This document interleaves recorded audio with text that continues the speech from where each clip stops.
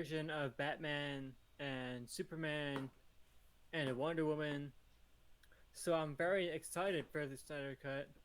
And I'm excited to rewatch Batman 89 because it's iconic, but it's not necessarily great. There's some flaws that I want to address when we go through the movie. So I'm excited to rewatch it. I'm excited to revisit it after many, many years. I watched it for the first time when I was a kid, but I rewatched it leading up to the original cut of Justice League. So if you want to see my revived thoughts with the context of the entire DCU, the entire of ba- Batman and Superman's arcs throughout the DCEU, you can check out this review, and I'm really looking forward to it. Yeah, basically, if you didn't watch our Avengers Age of Ultron Drinkalong, which, is very evident by the fact of our lack of viewers on that and our lack of viewers on this, but I've been fucking drinking, so I don't give a fuck. So we have four rules each episode. Our four rules for this episode is drink when they say Batman, drink when they say Alfred, drink when Batman uses a gadget, and drink when Batman gets in or out of the Batmobile. Without further ado, Tristan, you about ready to kick this off and watch this craptastic film? Yeah, I can't wait for it. It's very iconic, but it has some flaws. So I'm excited to revisit it, and especially when I'm drunk. I For feel sure. like that'll improve a lot of the elements of this movie. So Yeah. I'm excited for it. You Uh, ready to go, Joe? yeah, without further ado, let's kick this off. We're watching Give the us a countdown. version on HBO Max. Anyone that watches this on delay, I accidentally hit record a little late, so if you're watching this on delay, you're watching this like halfway through Tristan talking. So let's get this thing kicked off. Yeah, if you want some countdown, I have a little bit of a corner of the feed the movie Yeah. in my feed. So if you want to watch along, it's on HBO Max. So subscribe to HBO Max and watch Batman 89 along with us. We'll give you a countdown to when we start. So Joey, ready for the countdown? Hell yeah. Five, four, three, two, one, play. Fun fact, this is a Warner Communications Company film. Warner Brothers have been all over the place. Some of the movies have been great, kind of like this one, but a Wait, lot of them have been very great. mixed, like Suicide Squad. They've been very overstepping their bounds as a studio in the recent movies. Yeah. So I'm excited to revisit this one, where superhero movies were not anything compared to what they are today. Yeah. Yeah, Michael same. Keaton, great cast as Batman. I'm not high on him compared to a lot of the other Batman casting, but I love Tim Burton. So what do you think, Joe, about Tim Burton and Michael Cast and Michael Caston. Michael Keaton as the casting? I think Michael Keaton makes a good, Batman. I think he's a bad Bruce Wayne. Like, I mean, this was like before the era of like, hey, if you're gonna play a superhero, even if it's Ant Man, like you're gonna hit the gym, you're gonna put on muscle. Like, Tim Burton was like, just step off the set of, Beetlejuice, you'll be fine. Like, so that was more of that era, which I can understand. But like, I don't think he really captured Bruce Wayne that well. I think it's interesting that Joker got, billing over him, Jack Nicholson. I think it's an interesting story but yeah, I'm just not high on Tim Burton in general. He doesn't make the type of movies that I like to go out and see. I think it's interesting having Kim Basinger in this movie because when I think Kim Basinger, I think Eminem's mom in 8 Mile. That's kind of my go-to for her, which is strange. But yeah, Yeah, I'm a Tim Burton fan. I like very stylistic directors who get to kind of invade these franchise movies, whether it's Batman 89 or Man of Steel or BVS, something that's very specific about the yeah. director. So I'm looking forward to watching this. I hadn't watched this in a very, very, very long time. Yeah, so Michael Uslan, which is the name that's coming up on the executive producer credit right now, he actually came to my college and I actually watched him give a speech. He was kind of the first person to ever teach a college class on, comic book characters, and he has an interesting story of basically he was a big comic book fan, he knew a lot about comics, and basically he went to the the deans at the college and was like, hey, I want to teach a class on comic books, and they kind of laughed him off. They're like, what are you talking about? Because this was like early, 80s, late 70s, and they were just like, those are books for kids. Like, this is stupid. Like, no one should ever, like, this is dumb. Like, just get out of our office. And he could kind of see it was going that way, didn't think he'd be able to teach the class. And he looked at the dean and he's like, what about, like, books from the Bible? You have classes about, like, biblical history and stuff like that. And the guy was like, oh, yeah, for sure, for sure. He's like, could you tell me the story of Moses? And the guy was like, oh, yeah, so, story of Moses. Moses, when he was, a baby, was put in a basket and pushed down the river by his farmer parents, and he was, like, raised to be a king. And he's like, cool, cool. He's like, did you happen to read comics books when you were a kid? He's like, yeah, I did, but I just don't think they should be a comic, there should be a comic book class at this college. He's like, great. Could you tell me the story of Superman by chance? He's like, oh yeah, for sure, for sure. So what happened is Superman had these parents, they were about to die, so they put their son in, a spaceship and flew him out to space, and he was raised and he became the hero. And like before he could finish the sentence, he's like, Mr. Uslan, you can teach your class. So it's a fun little history about how one of the executive producers, and then like somewhere throughout this, he was able to buy the film rights to Batman. So literally, they cannot make a Batman movie without his permission. Somehow, I'm not 100% sure how all of that dynamic works, but yeah. Yeah, I want to give a shout out to Robert Zemeckis. He went to my college and obviously went on to helm some of the greatest blockbuster movies of all time, including Back to the Future and some of Forrest Gump, Forrest Gump.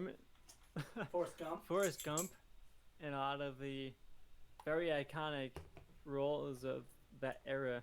So I did go and see a speech from Robert Zemeckis, and I don't know if you it's can an tell, interesting but perspective to see a lot of iconic filmmakers or writers back when they started. And this Batman '89 shows Tim Burton at kind of early in his career.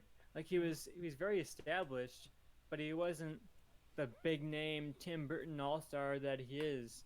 Yeah. So this movie very encapsulates Tim Burton's kind of dark gothic style with an injection of Batman and the Joker. So I'm very, very, very curious to watch this.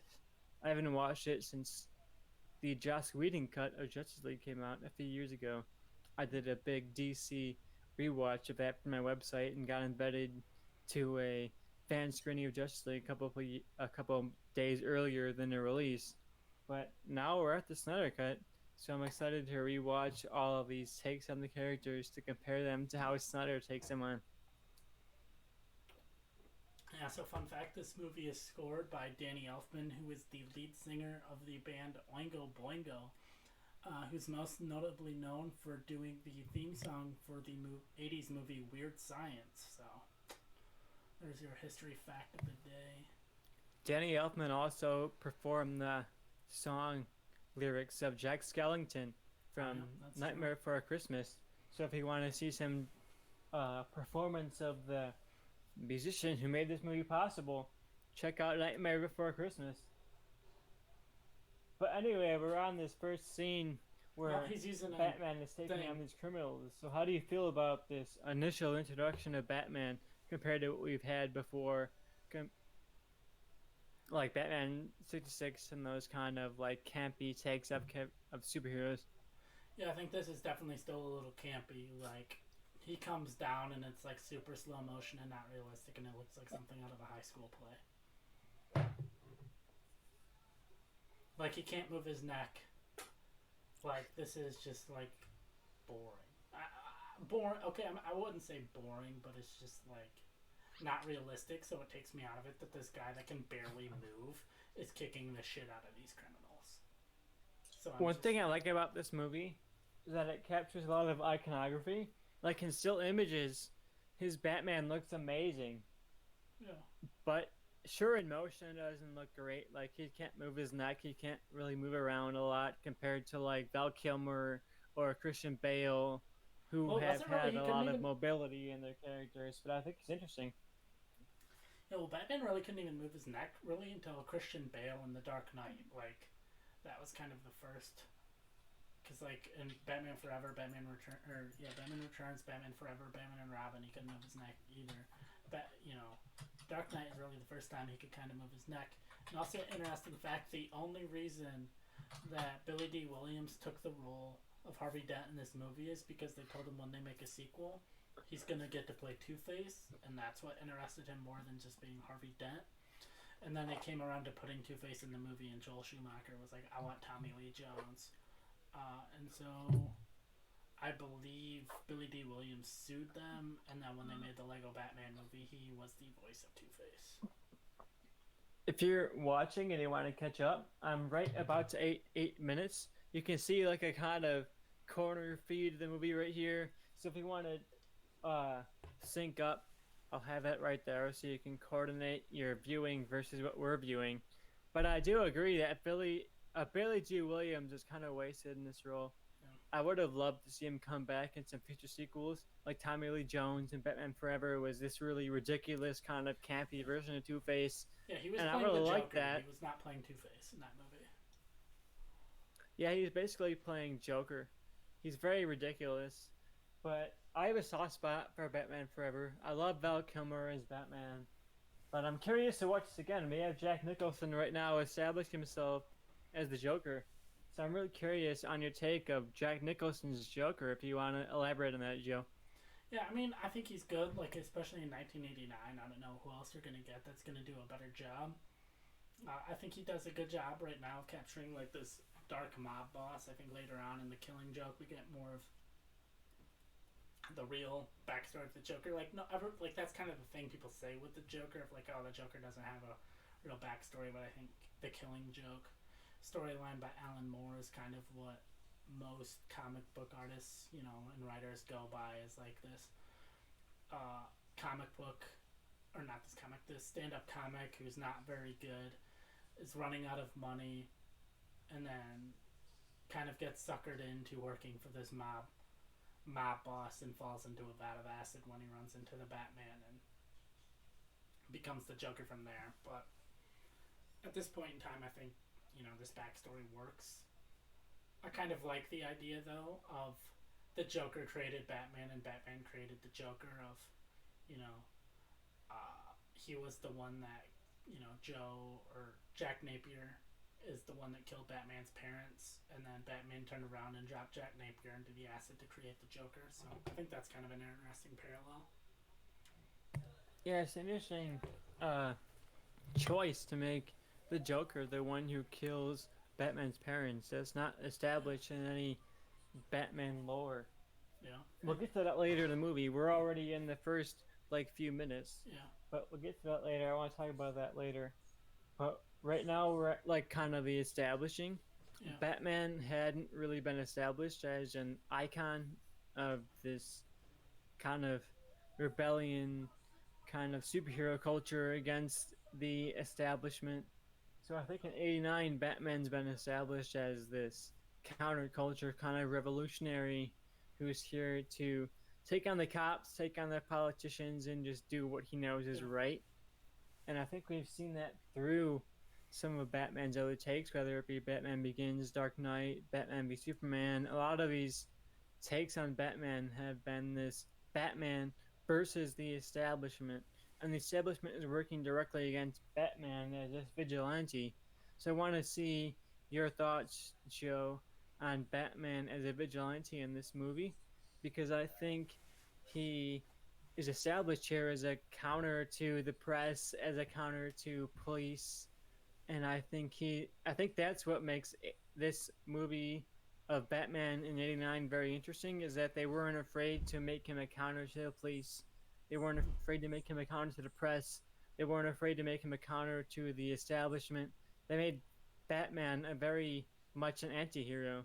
And I want to hear your thoughts on Batman compared to like some of the more establishment investigator reporters versus the police versus Batman as a vigilante.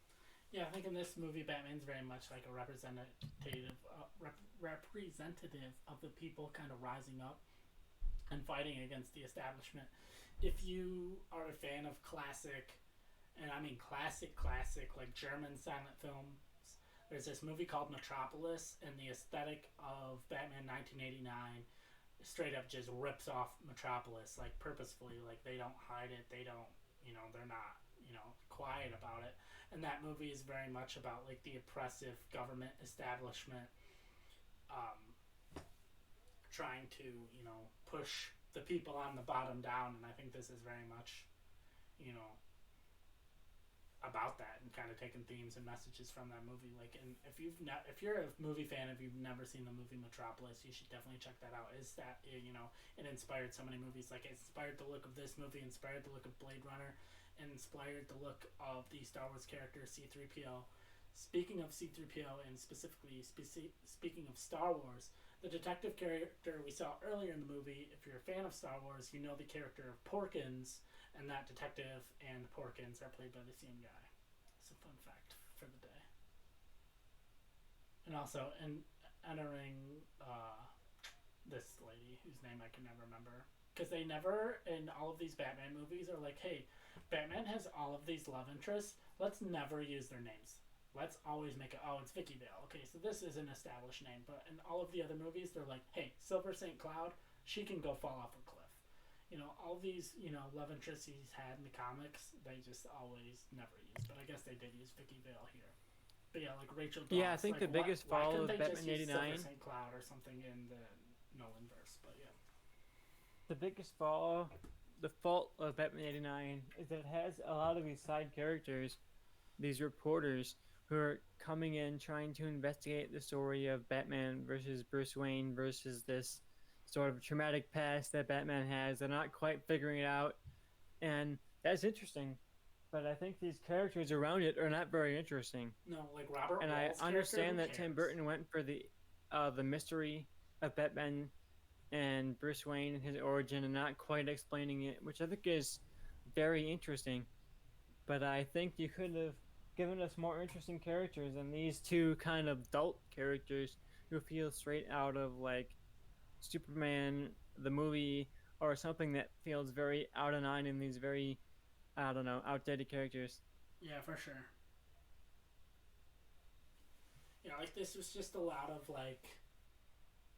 You could feel like Tim Burton felt more like honoring films of the past and eras of the past than like making a Batman movie. Like I said with Metropolis, and then you have this is very like 1940s gangster movies. Like the clothes they're wearing and everything about this just feels like a 1940s gangster movie and not like specifically a Batman movie.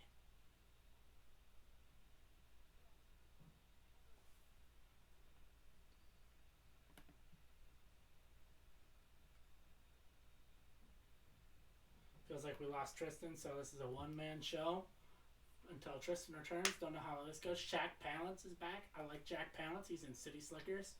It's a fun movie. If you haven't watched City Slickers, go out, watch City Slickers. We have 0 viewers. No one's watching this. The only people I expect to watch this are maybe Bobby and Johnny on a rewatch, which would be fun. I want to hear their takes on our takes on Batman 1989. I like this purple suit from Jack Nicholson, Joker. I think it fits with what we're seeing right now.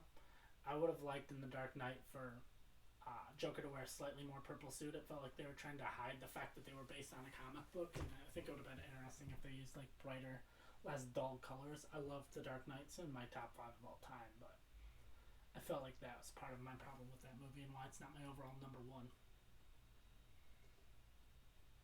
But yeah, Jack Palance is great. I love Jack Palance in this movie. I love Jack Nicholson as a guy. Favorite Jack Nicholson movie would have to be One Flew Over the Cuckoo's Nest. His favorite Jack Nicholson movie. It was kind of his. I mean, he's been in stuff before that, but that was his, like, I'm a fucking superstar now, so you better watch the fuck out. Eckhart. Yeah, Lieutenant Eckhart. That's the guy that is Porkins in Star Wars. Interesting Star Wars connection. Did you hear everything I'm all I said? for Star Wars. What did you hear while you dipped out? Everything? All I heard was Star Wars connection, and I was like, awesome! No, I just reiterated because the Lieutenant Eckhart popped on the screen, so I was like, Lieutenant Eckhart, that's the Porkins from Star Wars. Porkins is the iconic character of New Hope. Yeah. Michael Goff. He's kind of the through line through all of these Batman movies because he's the only one that comes back from, Batman to Batman Returns to Batman Forever and Batman and Robin. Yeah, there's like an insane tone shift between Batman Returns and Batman Forever, And but he stays throughout it all. And I love Batman Forever, somebody but has it's to. interesting to see his continuity between these movies and that movie, which are like completely different tonal. Yeah, like this movie is called Batman. I don't know how far into this movie we are, but like this is our first Bruce Wayne. Yeah, we're 18 minutes and 20 seconds into this movie, and we have our first Bruce Wayne appearance. Yeah, this is very much a we do not care about Bruce Wayne movie because we do not get Bruce Wayne right at all, and he doesn't show up until 18 minutes into this movie. We have a full-on Joker origin before we even see Bruce Wayne.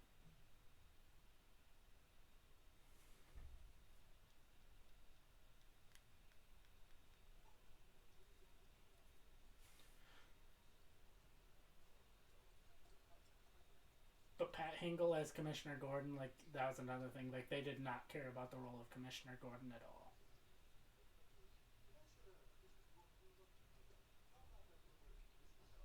I think, what's his face? Everyone knows who I'm talking about. No one's watching this. He was our first kind of, hey, we're going to take Commissioner Gordon seriously. For the disoriented, I would like to say that I'm very disconnected. I don't know where this core goes to. So I'll figure it out in a second, and I'll be back on live. I promise, guys. Hey, I can hear you, so it's all good. I can hear you, I can see you, you know?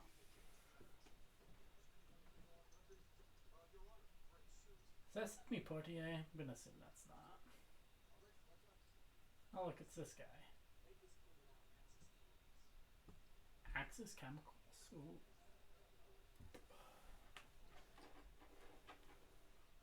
Where was that bottle cap?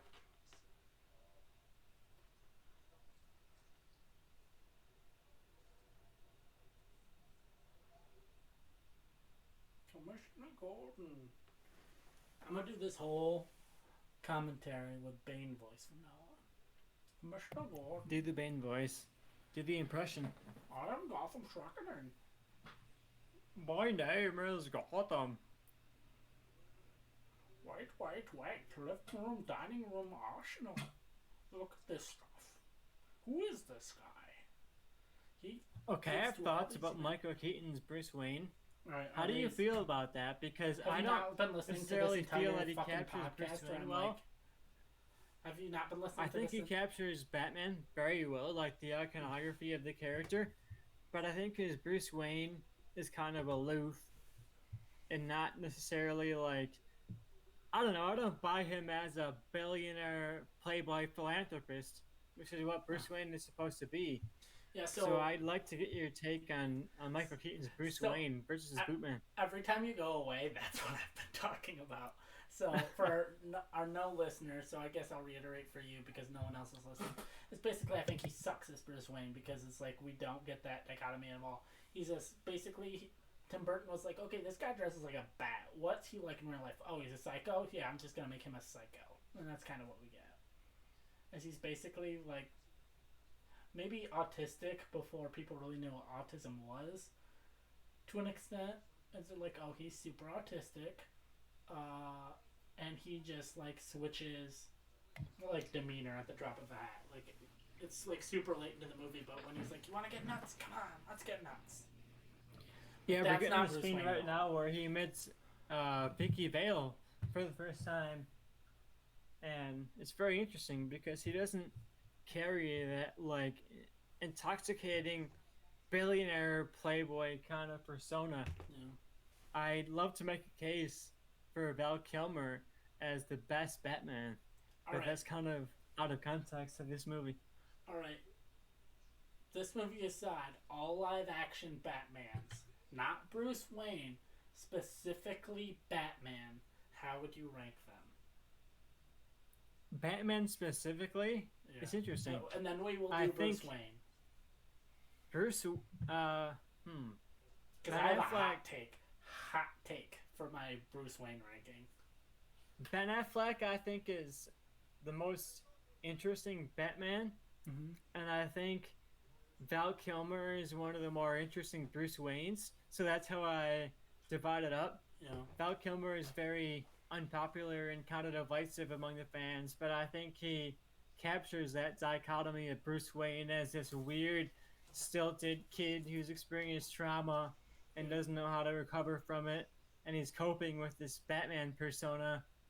But I also think Bruce Wayne, uh, Ben Affleck, captures that great Batman dichotomy of this badass guy who's existing beyond the law and is trying to take his vengeance yeah. upon crime.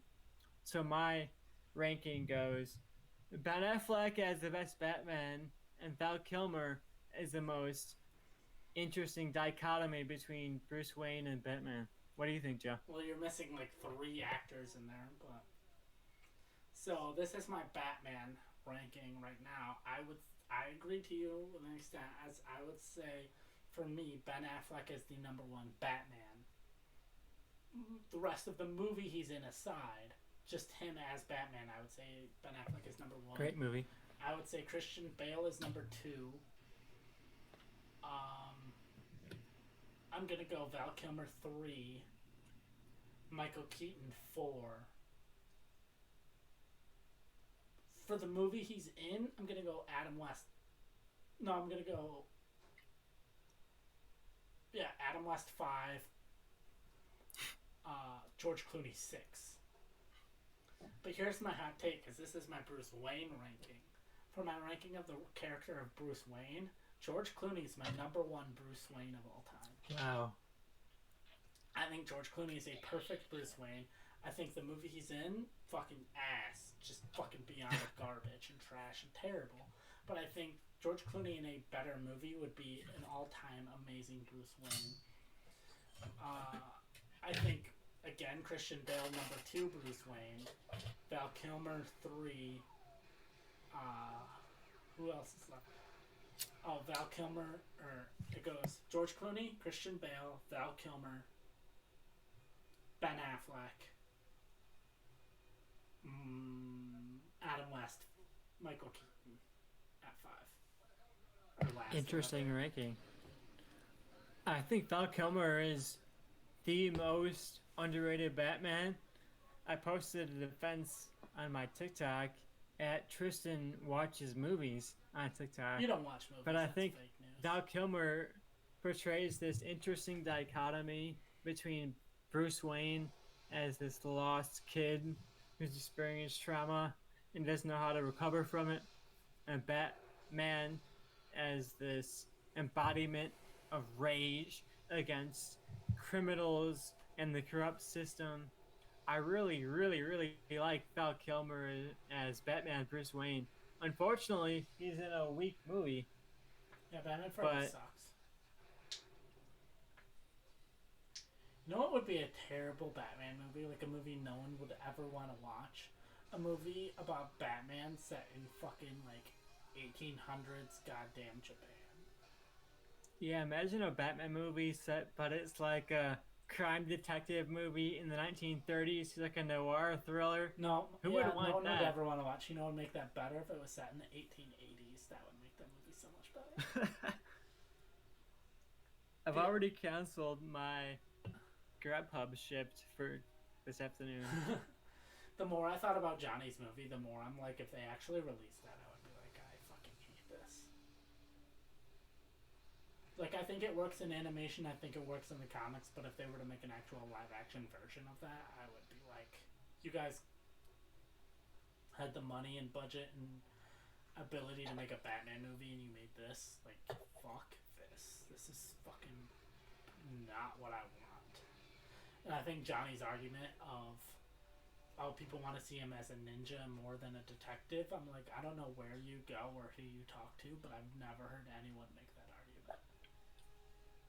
What do you think of this scene right now? It's kind of Batman versus cops. We haven't really seen this this is more. in I would movies. say more Batman versus these gangsters, but yeah, I like this origin. I mean, it all ties into Joker's origin. I think it fits. I think this is like right around the time of the Red Hood, so I don't think they really had access to fully that storyline. I think Red Hood is partially takes from this more than anything. But I mean, yeah, it's still Batman versus the cops. Um, I like it. I think Batman's one of those ones that he works in the cops, he works against the cops, he works whatever his side is. He sees his right. But yeah, this guy right here that has a gun to Commissioner Gordon's head is actually Jack Nicholson's best friend at the time, and Jack Nicholson said he will only accept the role if they hire his best friend as one of the actors. Wow. So. Later, I want to get your take on Jack Nicholson's Joker. But we'll get to that later. I really like this scene. We see Batman in action. It's one of the better scenes in the movie. We're seeing Batman kind of fighting against almost petty criminals. Mm. We're seeing like kind of lines about nice outfit. Oh, this and this. They're lampshading Batman's outfit, but they're still letting Batman be a badass. Yeah. Which I think is awesome. Yeah, I think it's the best comic book villain performance for like 19 years, which is pretty insane until Heath Ledger's Joker shows up and was like, sorry, Jack Nicholson, but I'm the best now. And I'm going to be the best forever. Yeah, I don't know how you tap Jack Nicholson. I mean, how you tap Heath Ledger. Yeah, like there's no, like he's just the best. No Jack Nicholson is great for the era it was in. Yeah. I don't know if modern audiences like you and me give this credit as much. Like 1989, superhero movies were fucking dead. We came off of what? Batman Forever around that time. Superhero movies were a joke. And this movie single-handedly proved that you could take these seriously, that these could have stylistic and directorial value, even if they're not great. Like you can see Tim Burton's touch on this movie. You can see the touch of actors. You can see the touch of like, iconic characters. Him rising up through the smoke is fucking dumb. I really like his costume too. Yeah.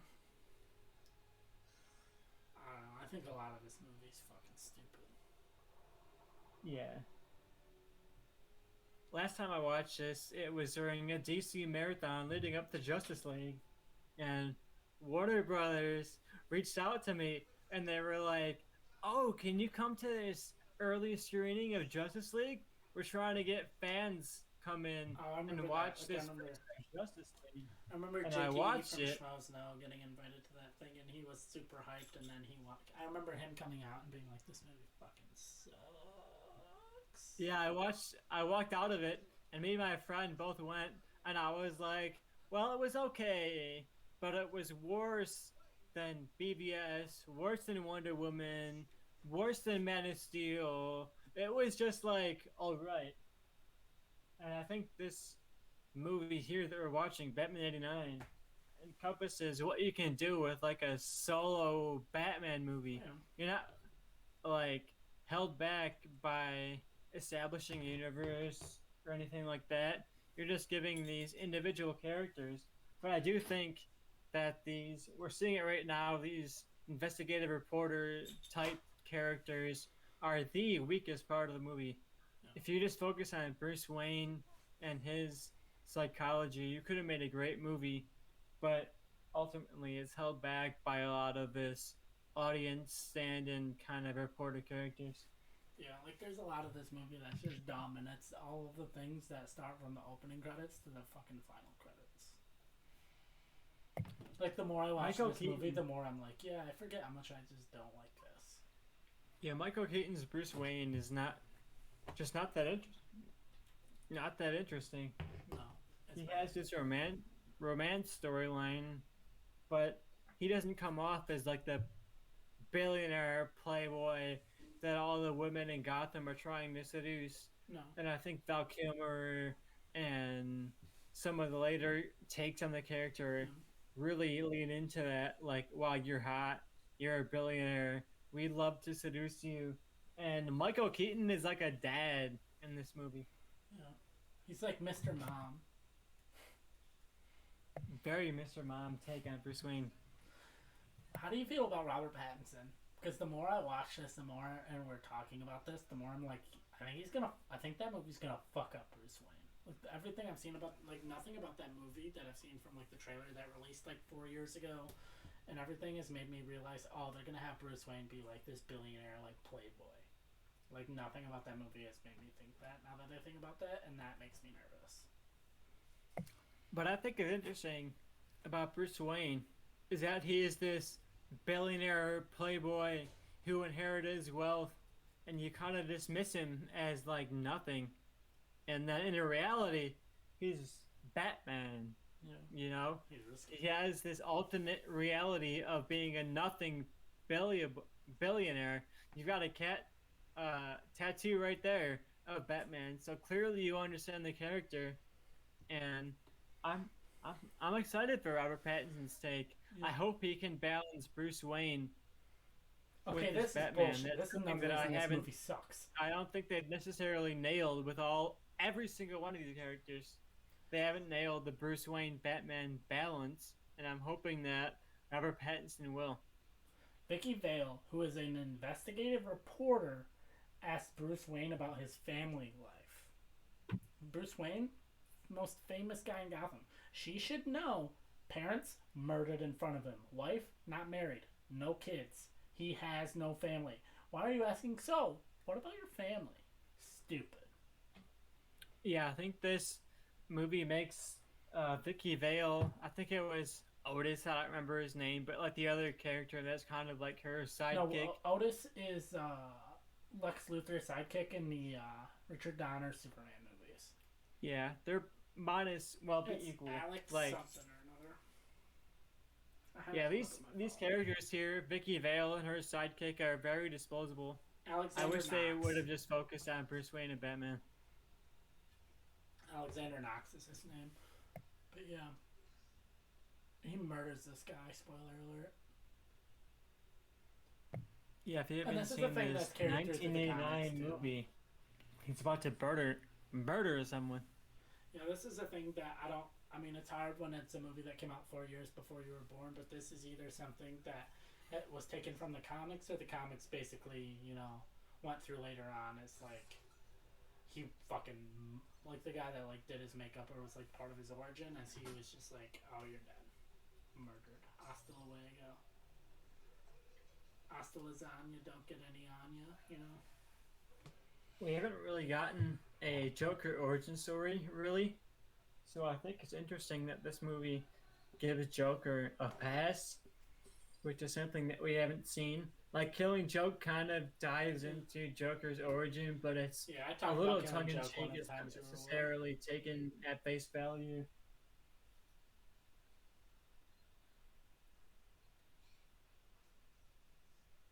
I think the whole like, oh, Joker origin Joker doesn't have an origin is like a thing that's like overblown by the fans of like, who cares? Give him an origin. If they did it right, who cares? I like the scene here of Bruce Wayne This kind is of the most seducing Bruce Wayne he's a woman. in this movie. That 5 seconds, and that's it. Fucking Jack Palance, goddamn City Slickers. Oh, living it up in the penthouse. Coming, Joker. I want to have a girlfriend, and I'm gonna call her Sugar Bumps, which is like a terrible nickname for somebody. I'm gonna get a boyfriend and I'm gonna call him Joker. Literally, you are the Joker. Mr. You J. better wear clown makeup, or we're not fucking. You should be Harley Quinn and Mr. J for Halloween. Mr. J. Mr. Oh, that's what you should be. You need a boyfriend by Halloween, and you could be, the like cross-dressing version of, but like you do like a guy version of Harley Quinn, and they do a guy version of Poison Ivy. Spoiler That alert, would be amazing. if you've seen Harley Quinn on Harley HBO Max. Harley Quinn on HBO Max. You should check it out if you haven't. Great show. The first season is pretty good, and the second season is like awesome. I can't wait to see the third season. It won't be a DC Universe production. It'll be an HBO Max production. Yeah. So I'm excited to see what they make of that. Yeah. Hey, I forgot. Could you give me a rundown of what happens in season two? You gotta watch season two. You know, Okay. I'll forget. Poison Ivy and Harley Quinn become more of a direct item, I guess you could say. When But roughly would you guess, or would you surmise that happens? They kind of towards the end of season two, like towards the end, like so, like the final moments of season two, really. because season two is grounded around this Kite Man, Poison Ivy romance, and eventually that kind of subverts to Poison Ivy and Harley Quinn. So if you guys haven't watched season two, let alone season one of HBO's Harley Quinn series, check it out. It's a really great comedic, dark take on Harley Quinn. A lot of what I would have wanted from Birds of Prey I and forgot. Harley Quinn's origin stories. I forgot who does Harley have sex with during Poison Ivy's bachelorette party? Can you answer me that? Who knows? I forgot. I mean, I don't want to spoil the show for you Alright, guys. I understand that. I understand that. Watch the show. Sleeping Though. Upside Down. It's on That's the thing. HBO Max. If you have HBO Max, check it out. No. You've got a shitload of DC EU movies, DC movies, just a huge list of DC movies, including this movie, Batman from 1989. So you've got just a lot to choose from. Right now, we've got almost the debut of the Joker. Oh, this What this do you line's think of referenced Jack at the end of Nicholson's Kick-Ass. actual Joker? This line's referenced at the end of Kick-Ass. Wait till they get a load of me. With Christopher Mintz-Plass's Red Mist says it. But yeah, I mean, I like Jack Nicholson as Joker in 1989. Like I said before, I don't know if you're gonna get that's better. I know Tim Burton worked with Michael Caine before in some other movies, but I feel like honestly there might have been some better choices to play Bruce Wayne / Batman. It's my hot take. I'm not naming names because I don't know specifically who, but I feel like there were some better choices. Yeah, Vicky Vale was not a comic book character until this movie. Oh, she There's wasn't. a lot of intense retconning. She wasn't. I don't know. I just assumed she was because I'm pretty sure she was in the animated series. So, but yeah, see, that's the thing I don't understand. Of like, Batman has all of these love interests in the comics, and like they just never use them, even though they're basically blank slate canvases that I feel like you could pull and use whenever you wanted. Silver Snake Cloud, User. That's all I'm saying.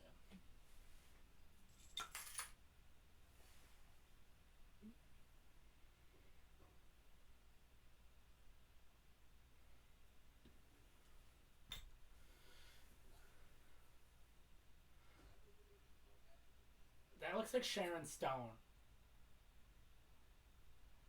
She has like She has that. sex icon visuals. She has that. We tried to get Sharon Stone, and she turned us down look. So we got this lady that looks just like her. I like that. The Joker confronts her like immediately. Yeah. I just love all. He of looks these like the mob Joker. mob boss scenes.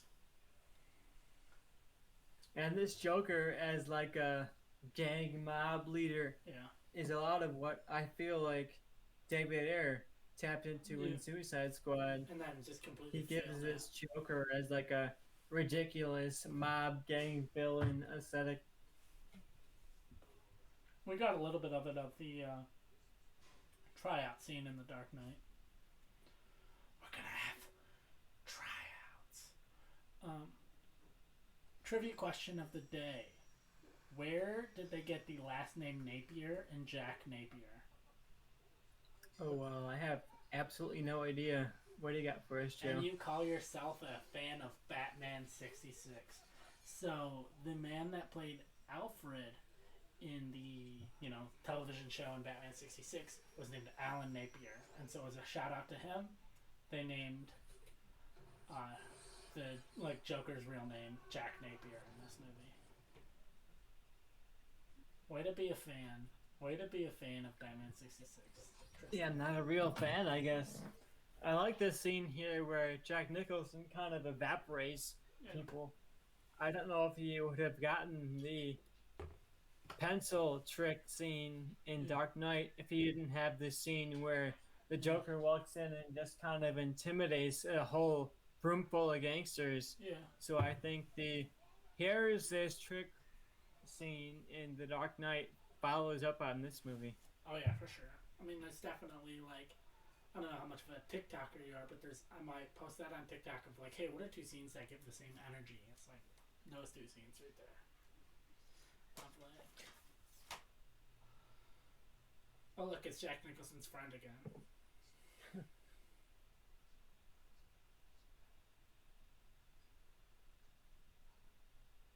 Bob. What a name, Bob.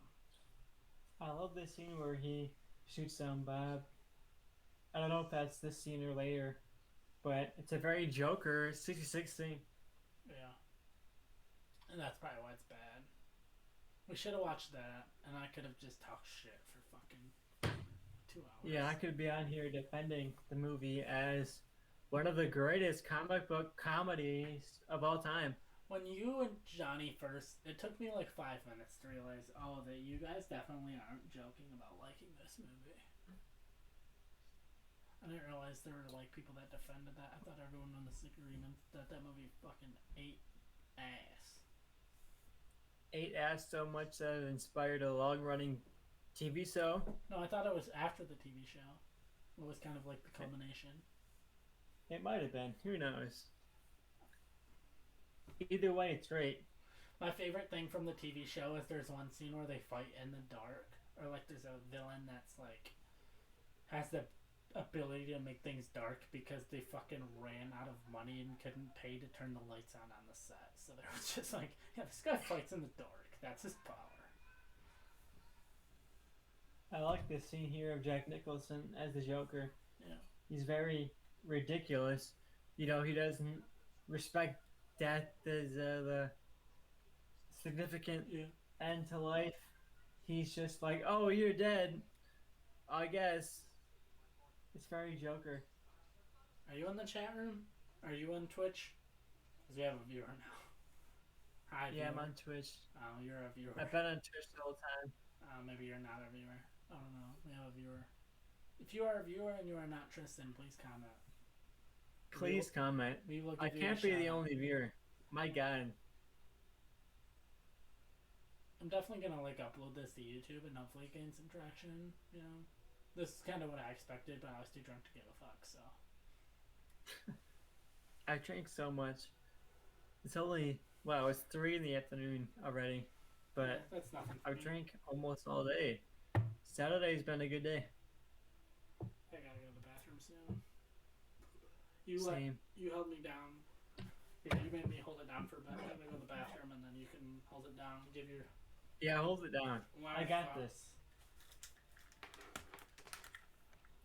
Joe's heading off right now, but I'm not gonna leave you guys unattended because we're seeing some very interesting scenes of Batman '89. I'm not quite sold on Vicky Vale as a character.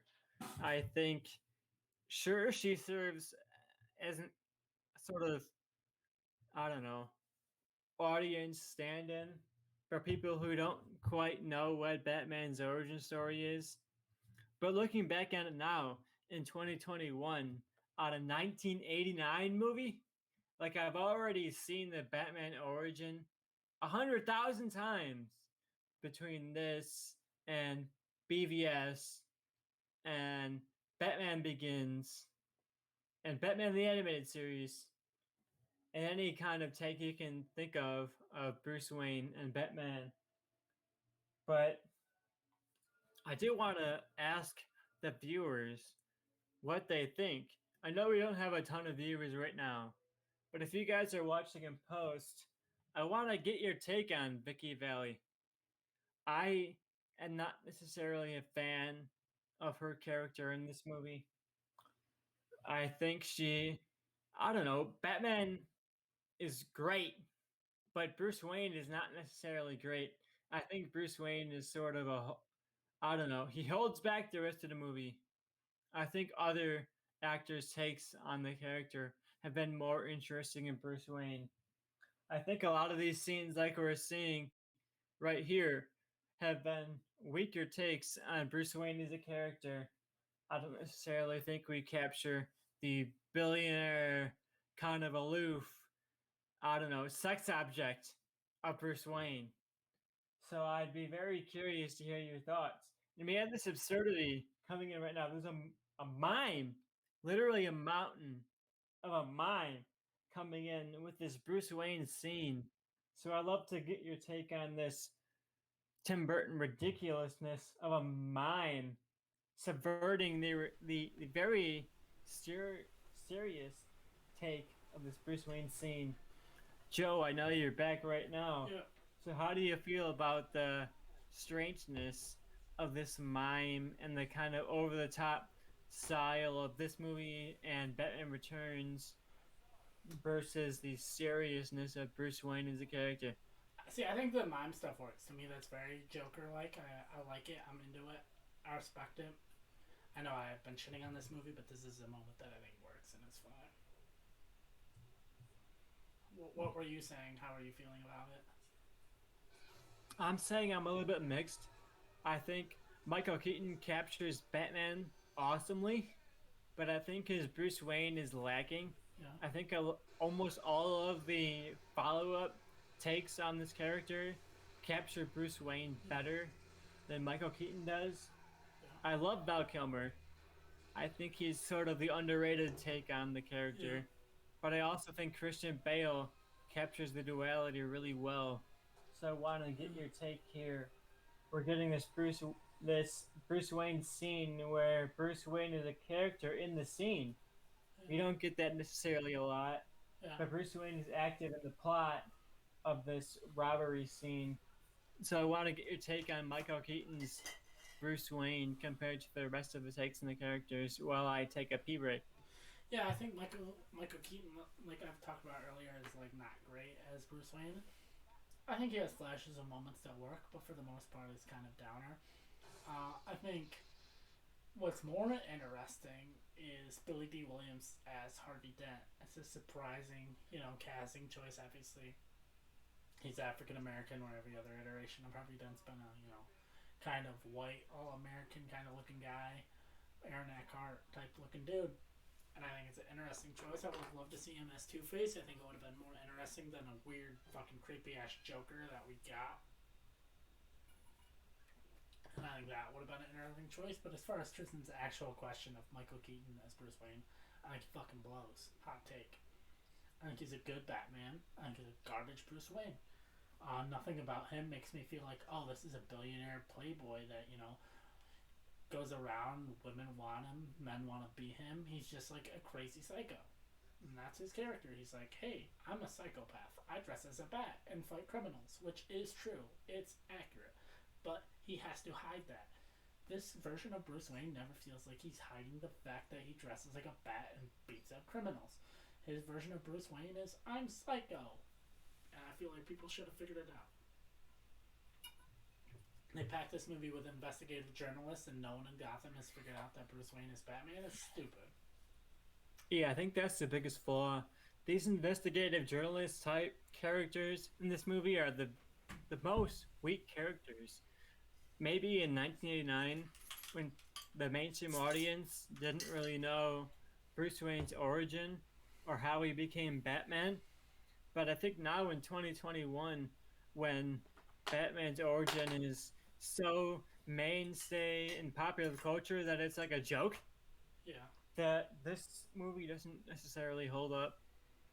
But I don't know. I like Michael Keaton's take on the character, and I think this has a lot of iconography.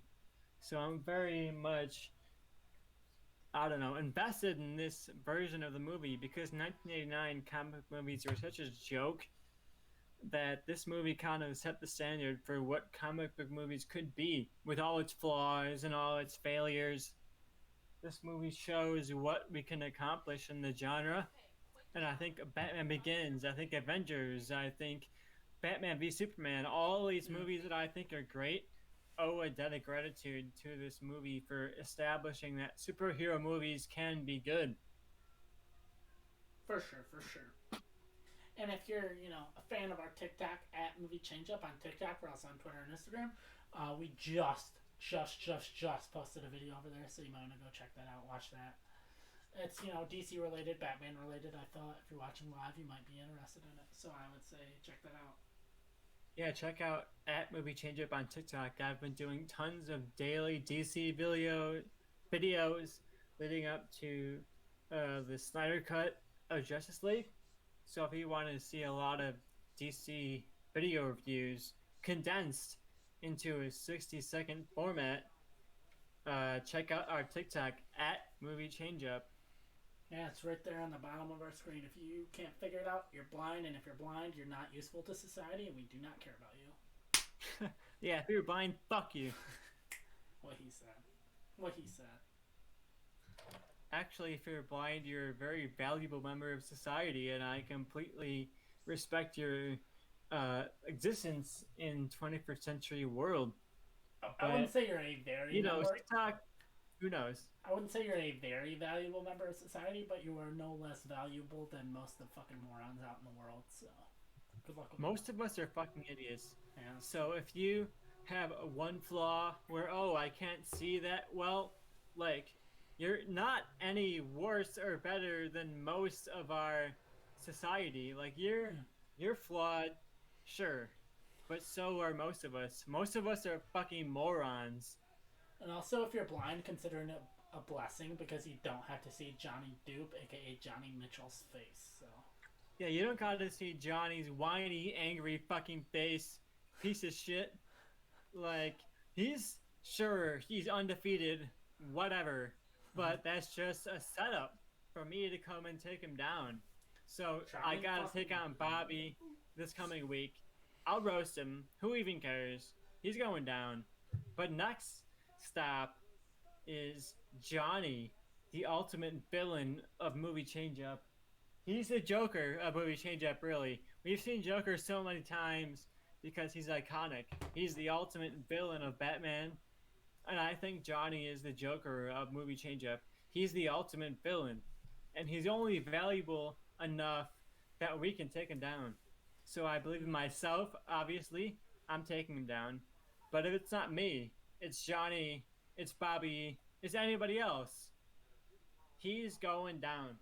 What about me? Can I Anyway, take him down in a week that I you can? can take him down maybe, but you've been on a losing streak between me and Johnny. I don't know. We'll see what happens to you, Joe, so-called co-founder. If I had cared this week, I think I could have beat him. But with everything going on in my life, I was just like, I do not care about any of these movies or these pitches. So I'm just gonna. We're seeing a scene now with an actual Becky, who is trying to take on Batman.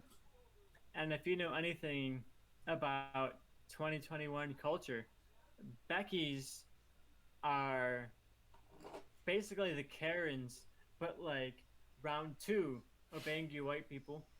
So Becky's and Karens are going down.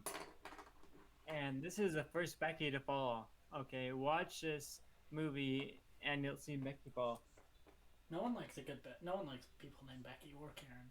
Have you ever met a person named Karen that you liked? Because I haven't. Literally never. Yeah, same. All Karens are dumb. Hi, Mom. She's not watching this. Yeah, Spender 58. Go fuck yourself. Jesus. It's okay, Johnny said that one time too, because he didn't even know. I don't remember what episode it was, but she said something and it made Johnny mad, and so he said, like, you can go fuck yourself. And I was like, that's my mom, bro. And he was just like, oh, whoops. Maybe if Johnny did better pitches, You know, And Johnny didn't blow. We gotta team up to figure. ass. We gotta team up to beat him. I'm just gonna rig it the next time someone plays him, and I'm the judge. He's just not gonna get any Okay, of we my gotta points. come together. You know, Johnny's going down. It doesn't matter what happens to the rest of the podcast. Who's Johnny is the ultimate villain. He needs to lose. who's the next person to play him? We gotta figure that out. So I I just love this take of Alfred. The fact that he's transcended takes of Batman, whether it's Michael Keaton, whether it's Val Kilmer, whether it's George Clooney. He's been the consistency throughout this, I don't know, meta franchise between Batman 89, Batman Returns, Batman Forever, Batman and Robin. He's the one consistency through this incredible tonal shift. So I really like that casting of that take of Alfred. yeah I think he transcends the various takes of Batman. yeah. I still don't understand how fucking. Have you seen the Lego Batman movie? Plenty of times. All right, Lego Batman movie. You know who the voice of Alfred is, right? You can tell me. Ray Fiennes, right? Yes. So Voldemort. Voldemort's in that movie because they fight like a bunch of Warner Brothers villains. Why didn't they just make him Eddie the voice Izzard of is the Voldemort? goddamn What voice the of fuck? Voldemort for some reason. And it's like What an absolute failure. Ray Fiennes was like right there. Part of me wonders if it's like a contract thing where if he plays Alfred, he has, or if he plays Voldemort, he has to get paid so much money, and then it's because it's like, well, technically because of contracts, we didn't see a Lego Batman movie coming where he would fight various Warner Brothers movies. But like, you know what I'm saying? Where it's like, okay, technically we'd have to pay him like $30 million, and we're like, oh fuck, we didn't think this was a thing.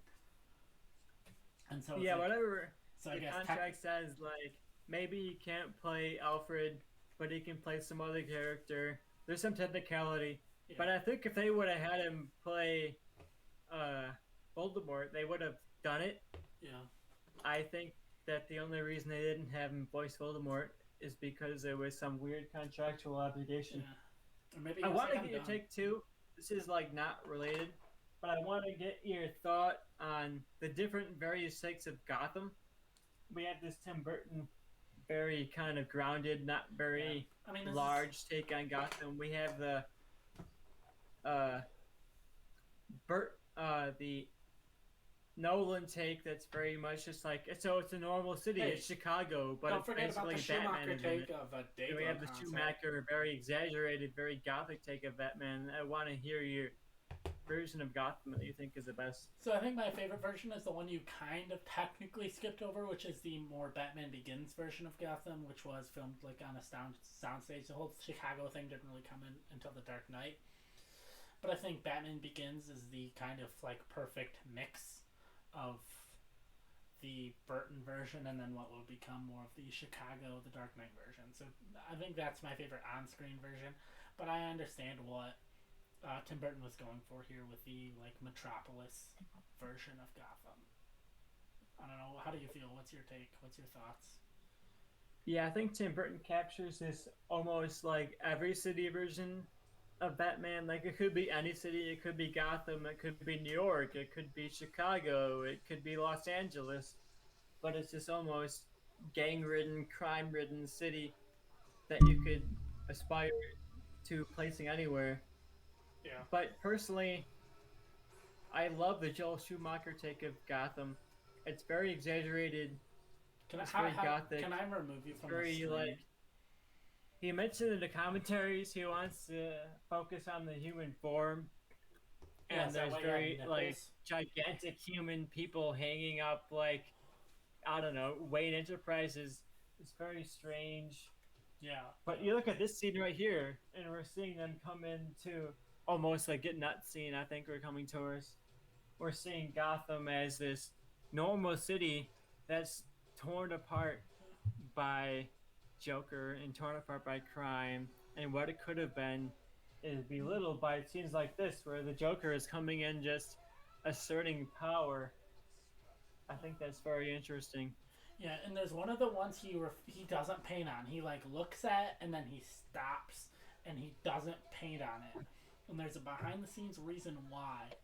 because it's like a reference or something, and I can't remember what it is. Maybe when they actually get to it, I'll be like, oh yeah, that's what it is, but probably not. Because I have, hey, if fun fact, if you have 20 concussions, including one that erases the first 16 years of your life, your memory is ass. So Yeah, I can relate to that.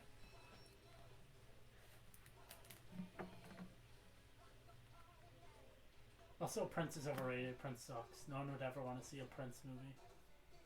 Oh boy, didn't you pitch a Prince Yeah, I did movie as a like a couple? pandering, and I lost to you because you fucking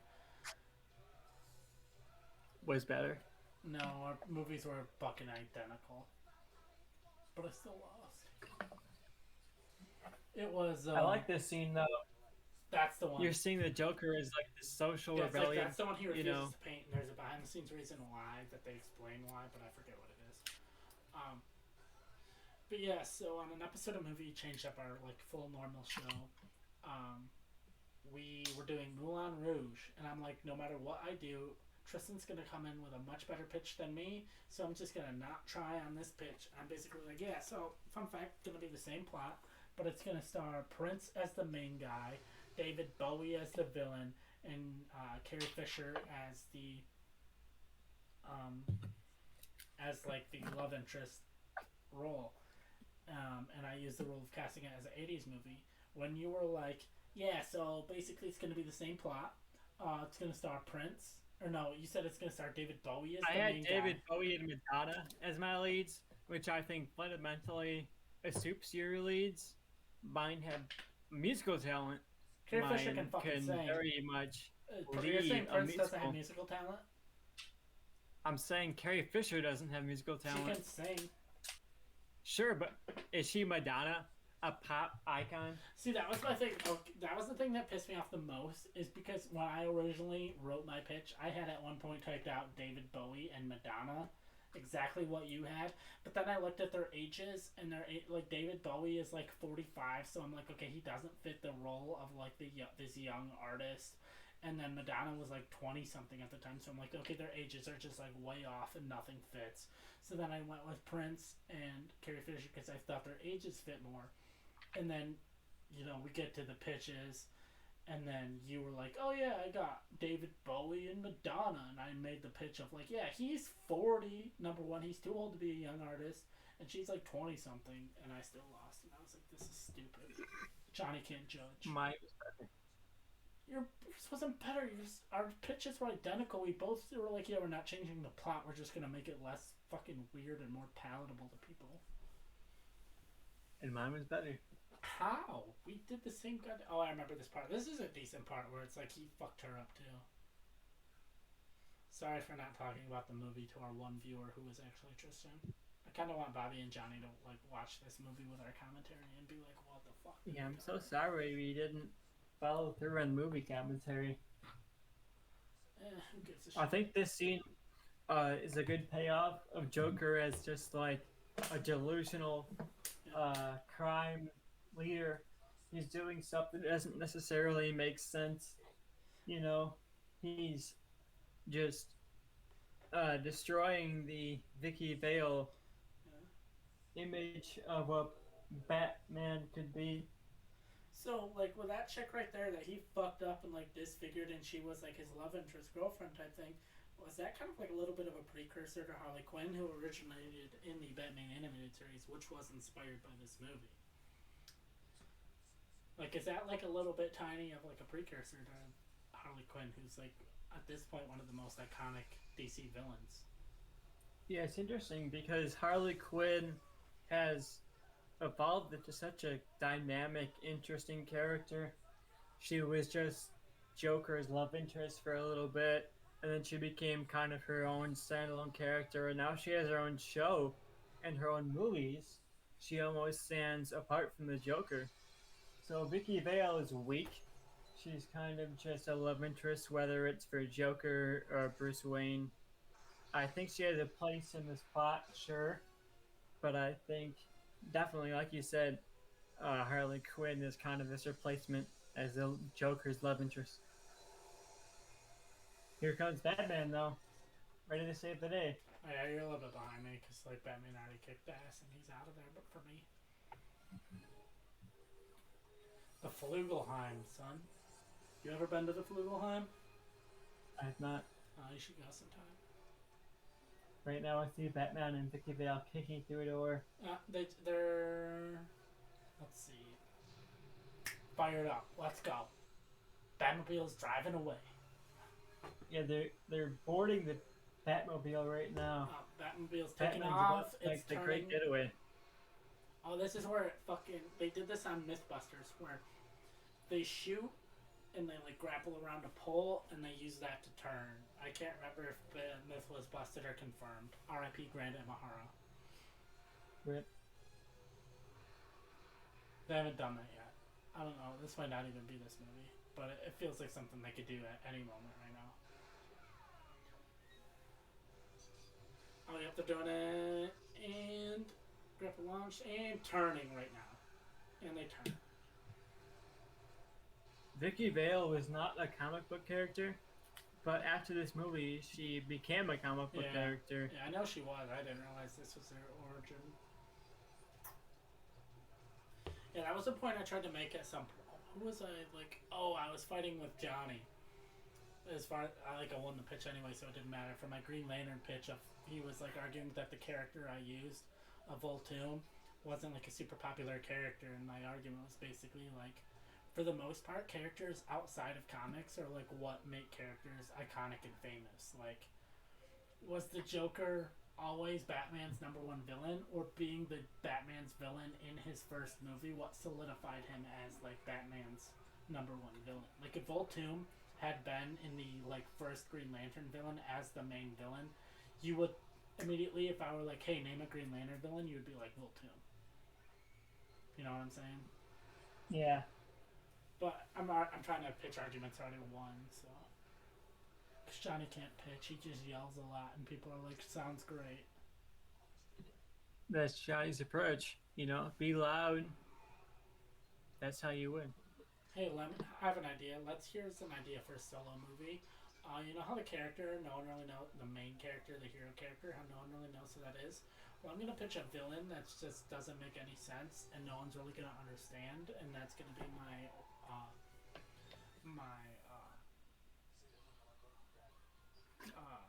you know. Green Lantern. Yeah, it's going to be my Green Lantern movie. Even though everyone wants a Green Lantern movie. I'm not going to do that. Then I'm going to complain. I like the scene here. We're seeing Joker's car is very much themed. Also, the Joker is purple, it's green, and we see that in Suicide Squad.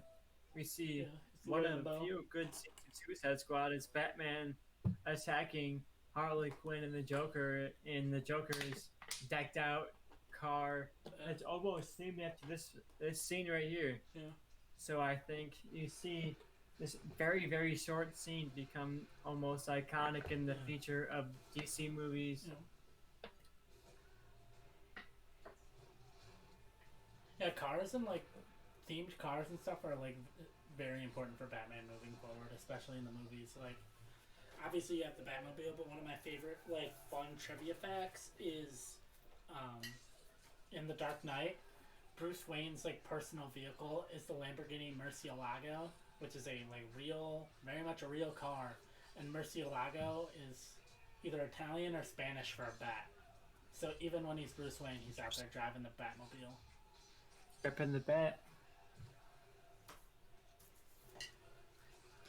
But there's a concept car that I've always wanted to be the Batmobile, and if you look up the Lamborghini Inconian, that's like how, if I were in charge of like picking a Batmobile, that would be what my version of the Batmobile would be based off of. So yeah, look up the Lamborghini Inconian. That's how I have always envisioned like a live action Batmobile. The interesting is, the scene is interesting because we're seeing Vicky Bally as this reporter taking pictures of Batman fighting gangsters in the Batmobile.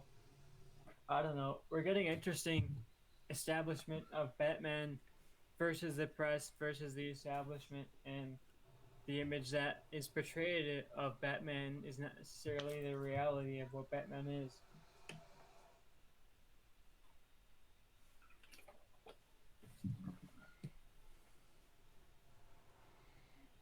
Have you ever watched the animated movie? I think it's called like Batman Gotham Knight or something like that.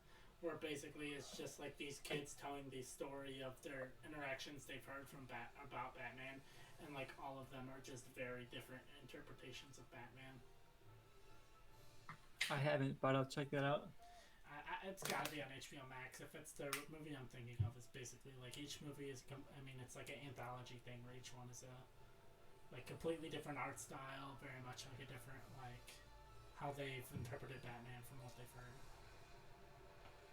And it's just these little kids telling stories. It's really cool. Want to hear my pitch for if like DC ever came to me and were like, "Hey, we need you to do a Batman graphic novel." Yeah. So basically, like I would never do a movie or a TV show this way, but I have a title. It's called Batman: All the World's a Stage, and the opening of it is Alfred and uh, Gordon are in like a cafe talking, and you quickly realize that Bruce Wayne's Batman has like killed their first person, and basically they're talking and they're like, "Do we keep this up? Like, what are we supposed to do? Like, should we put an end to this?" And kind of like you see flashbacks and stuff, and basically the overall premise is that this is all fake. Like Bruce Wayne doesn't know it's fake, but all of like the supervillains are actors. They're based like the Joker is an out of work comedian. Harvey Dent slash Two Face is kind of the one that runs it all, and he's like the the head of it, and he's the one that's kind of controls all of the villains. Alfred uses the Wayne money to finance it. You know, Gordon, who was the cop that witnessed the Wayne murders and was supposed to be on patrol, but for whatever reason he wasn't there that night, feels responsible. So it's like basically Alfred and Gordon are working together to create this, you know, charade, whatever, that like there's this all this crime in Gotham that Bruce Wayne and Batman need to stop. So to give Bruce Wayne like some kind of outlet for all of his like mental problems of like capturing Interesting. all of these criminals, and it's all just like fake. It's just like these random people. And like the Alfred got into his head of like, you if you do this, like you got to make sure like you don't kill anyone, because if you kill somebody then you're no different than they are, and blah blah blah. Unlike the rest of this movie, where he's about to kill people. Yeah, that's the thing. Of like people talk shit about like the Snyder movie, but it's like Batman kills people in every movie. I do love the Snyder first take. The only reason thing is, like, for the most part, the only reason Bruce Wayne slash Batman or whatever has the code of "I don't kill people" is so that the villains can come back in later comics. So yeah, his "I don't kill" is more of a rationalization for comic books than actual morality. Yeah, because that's the thing I hate, that it's in movies all the time of like they'll kill like a bunch of goons, and then they'll get to like the main villain and they'll be like, "I won't kill you because if I kill you, I'm no different than you are." And it's like, well, what about the 40 people you killed to get here? Yeah, Batman can blow up a car full of people, or smack someone in the face with an iron bar. But as soon as he kills one character, it's like, oh man, that's not Batman. Yeah.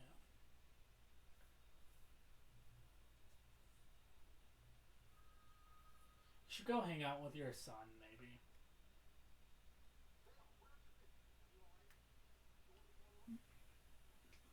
I like the scene here because we're getting the most, I don't know, developed take of Bruce Wayne that we've seen in a while since this movie came out.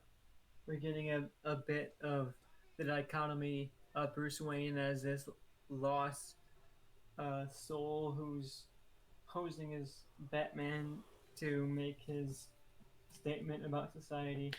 Yeah. Also, is this kind of like the first iteration, like I've seen it in a number of movies after this, of like for whatever reason the reporters are looking more and more like disheveled and like no makeup throughout the movie.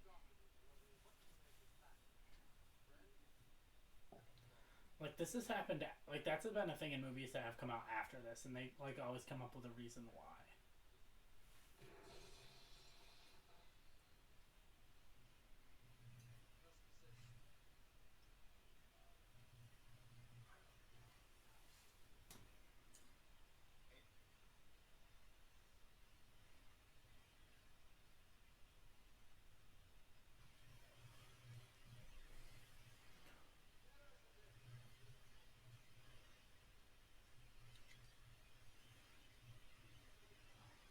Fun fact for all of our viewer: if you look through our TikTok, I did cast Kim Basinger in one of my recasts. So scroll through all of my recasts, and if you comment who I cast Kim Basinger in, I'll go follow your account. Look, give you a $1 reward. You know, I'll give you. I'll shout you out in our next TikTok. Just tweet at me. Or tweet at Movie Changeup. I don't really care. I run both.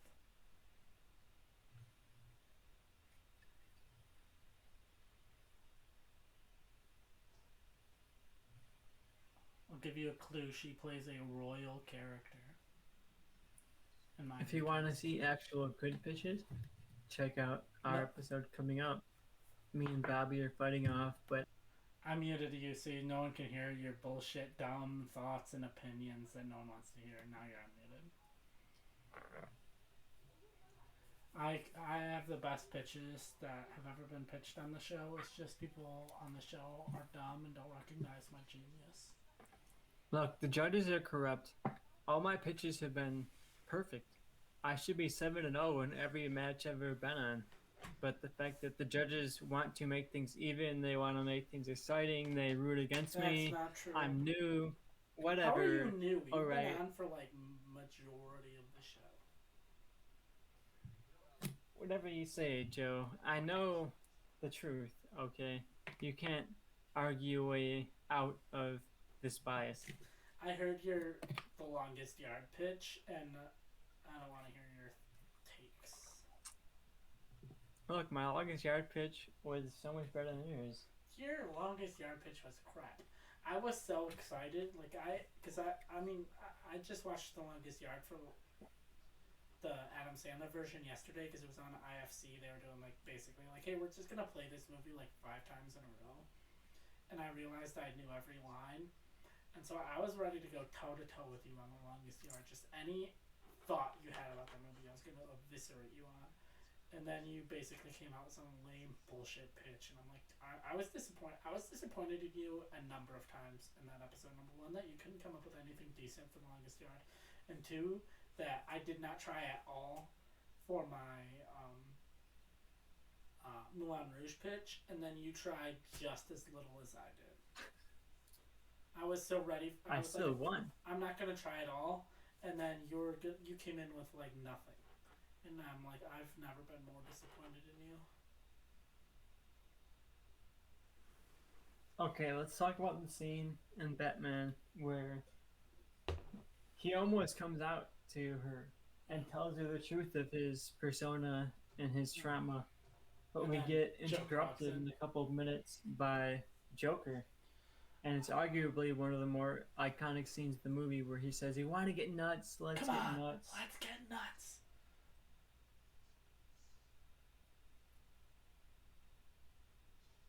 We've seen a lot of scenes in these movies where he comes close to coming out about himself. I think the most interesting and the most climactic is in Batman Forever, where he comes out with his true reality to Nicole Kidman's character. That's definitely not This Nicole scene is Kidman. almost that scene. Oh, are you talking about Forever? Yeah. Oh, okay. They do look a lot alike. I'm not gonna lie. Here comes the Joker. Joker.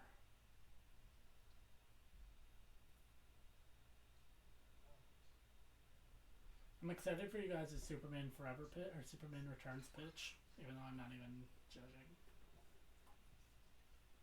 You're consulting, did you?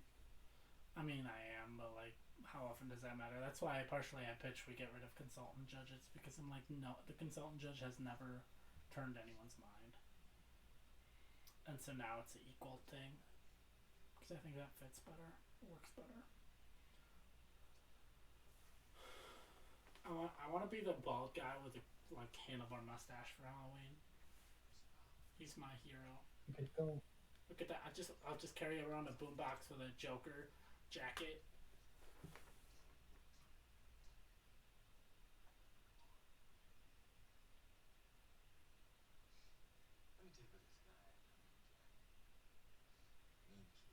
Jack Nicholson taking uh, Jack Nicholson as the Joker. Yeah. Very much a Jack Nicholson performance, Yeah. especially in this scene.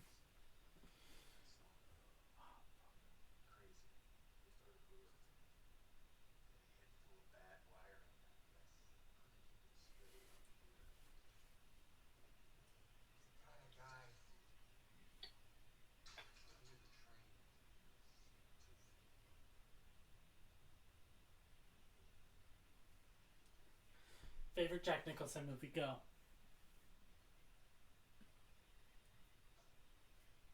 No response. Nothing. Cool. Because it's the bucket list. That's what I'm gonna tell people. Is I asked you your favorite Jack Nicholson movie, and you said the bucket list. My favorite Jack Nicholson movie, probably The Shining. I know it's Lame. like a mainstream choice, but no, he not even goes mainstream. Just a bad very movie. off the rails in that movie. Okay, I'm gonna take that back. The Shining is not a bad movie. I just watched it one time at peak, like Home Alone, 10 o'clock on a Friday night, pitch black outside. Like, this movie should terrify me, and it was not scary at all. And I'm just like, eh.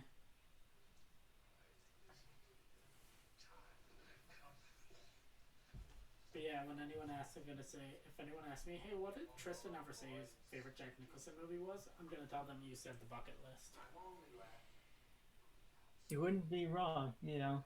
Honestly, Bucket it's list. pretty underrated. I'm not Iconic. even gonna lie. I kind of like the bucket list. You ever dance the devil in the pale moonlight, Joe? Every night before I go to sleep. I just like the sound of it. I don't know. It's nonsense, but I Have a Mind makes Mookie. Did we miss that? I assumed we missed that part. Who knows? Where Jack Nicholson just rambles nonsense like, I have a mind makes a Mookie. I like this scene here because we're getting Bruce Wayne versus the Joker.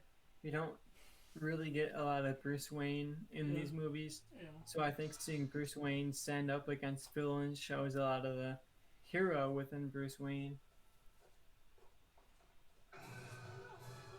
That would not knock you out. That would just be like, the fuck? And you'd be like, move on with your day. Oh, look, it's this Alexander fucking Knox guy. Because that's who we needed more of in this movie.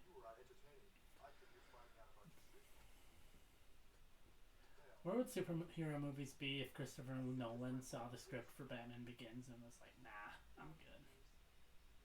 They'd be nowhere. Hard pass. Nolan single-handedly pioneered the entire genre within like the modern generation of superhero movies. Yeah. Before him, they were basically this. This is like the best you could possibly hope for of superhero movies. And Batman Begins is like so many levels above this movie. As much as I shit on the Superman movies, or not Superman, the Spider-Man movies, and the first two X-Men movies are fine. I would say both of them are better than these. I would say Spider-Man 1 and 2 and X-Men 1 and 2 are better than this. Sure, but this came out in 1989. Like, Yeah, how I'm many just years saying. before those? I'm just saying if Christopher Nolan never got to Batman Begins, I think we would be okay. I don't think we'd be at the level we're at now, though. Who knows? Interesting here we get the most intricate look at Bruce Wayne's origin story as Batman.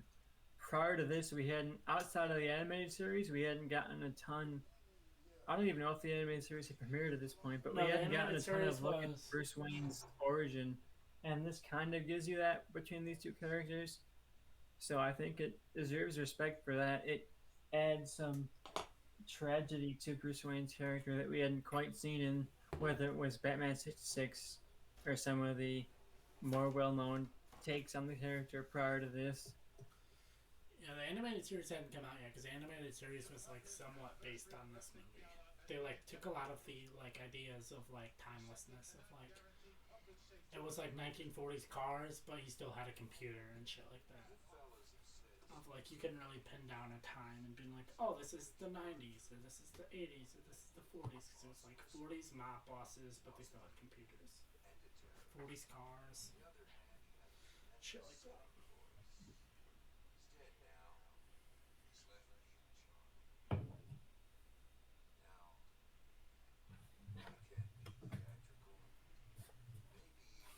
Curious if Pattinson slash Matt Reeves Batman movie takes off, who they're gonna cast as his Joker. So you gotta get that right.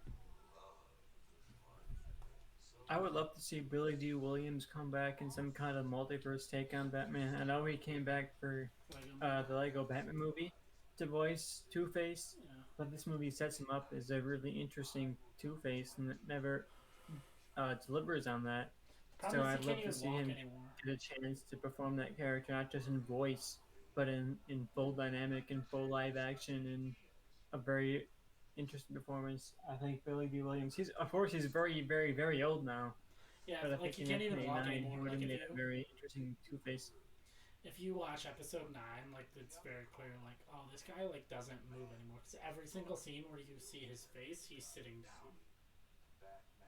Yeah, it's almost embarrassing. Like I saw him on Dancing with the Stars, and it was like, oh man, you should not be doing this right now. I don't know who I'm more embarrassed for, the fact that Billy D. Williams was on Dancing with the Stars or that you watched Dancing with the Stars.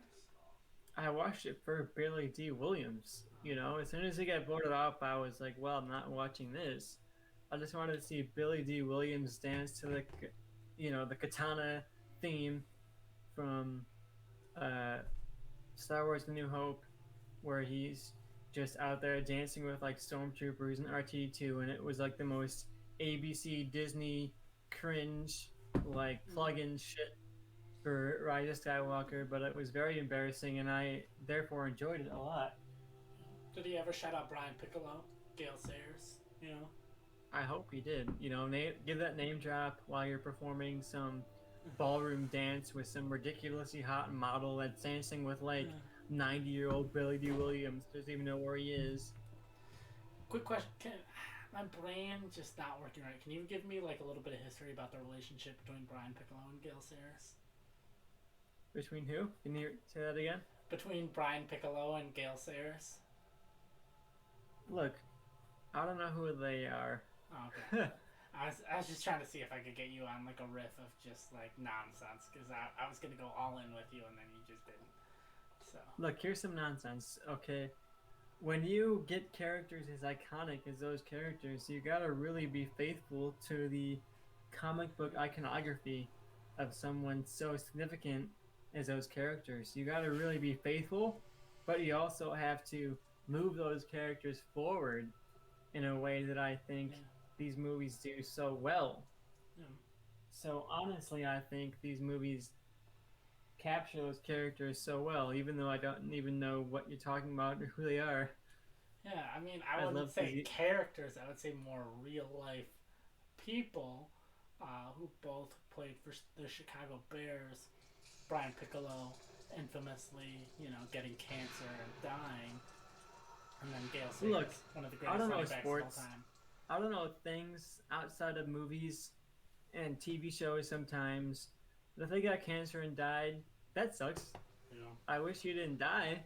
You know, dying sucks. No one Brian wants to die Piccolo, unless that's a you want cool to kill name. yourself. Then I wish he would have been more of an all-star and not died.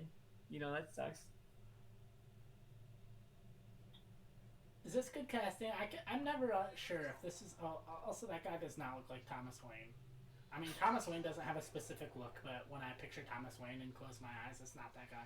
But this Joker, I can never tell if this is like too over the top, or if it's like perfect Jack Nicholson casting, like young Jack Nicholson casting. Every time I watch this movie, I'm never sure. Like, did they go too far? He looks like good Jack Nicholson, and I think it captures. It's very ahead of its time in the way it captures like the pearls falling to the ground and like the gothic iconography of his death. I don't necessarily think it's a good idea to have the Joker be the one who kills Thomas and Martha Wayne. I I'm like the idea interested in of it that. being just a random criminal and that inspires Bruce Wayne to fight against random crime. But it's Yeah, just, I think, like, look at that smile right there. That's a very Jack Nicholson smile. He said, "Let's go, Jack."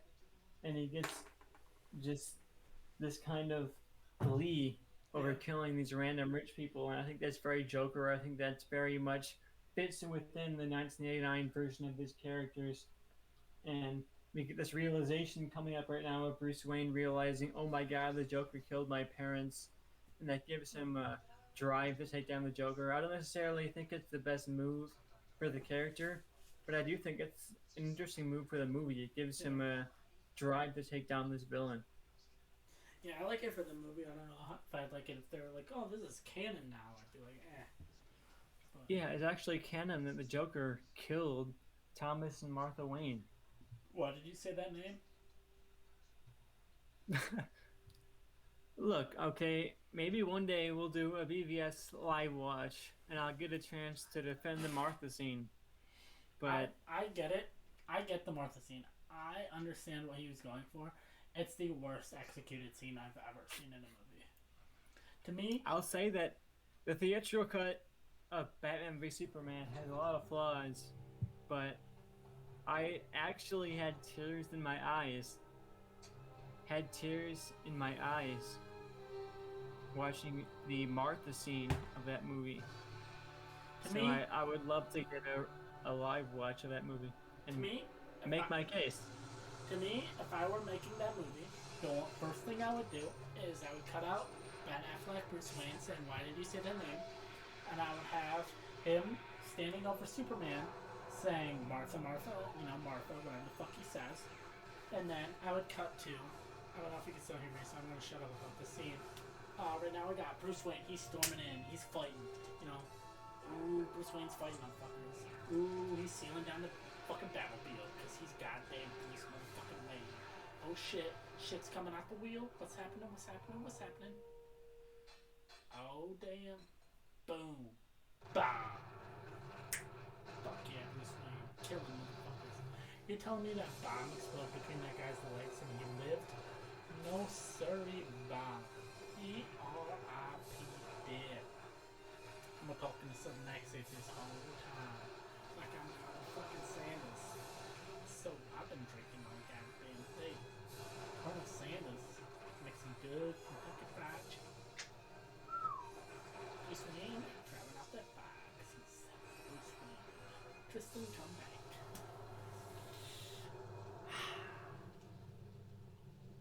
Ooh, he wasn't even in the Batmobile because he's Batman.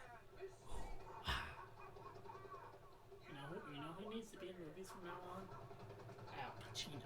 Ooh, ah. You know who needs to be in movies from now on? Jack Nicholson.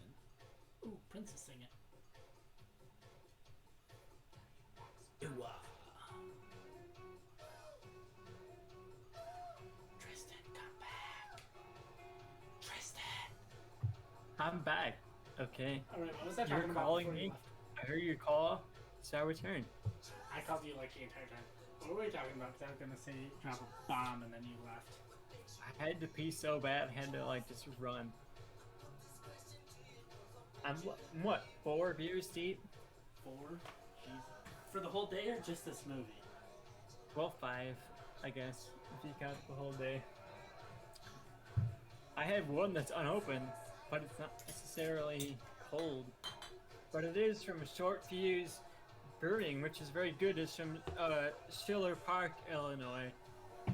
Kind of close by. They do a lot of interesting milkshake IPAs. Yeah, this is my. What beer would you guess this is for me right now? I'm looking like it's a Miller Lite. Yeah, it's a Miller Lite. But, like, that's how much is left. Weak. How many beers deep do you think I am? 5? This is my 7th. Oh my god.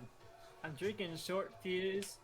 Everybody check out Short Fuse. They have some interesting milkshake IPAs. I'm very much into craft beers. Even if they're shit, they're interesting.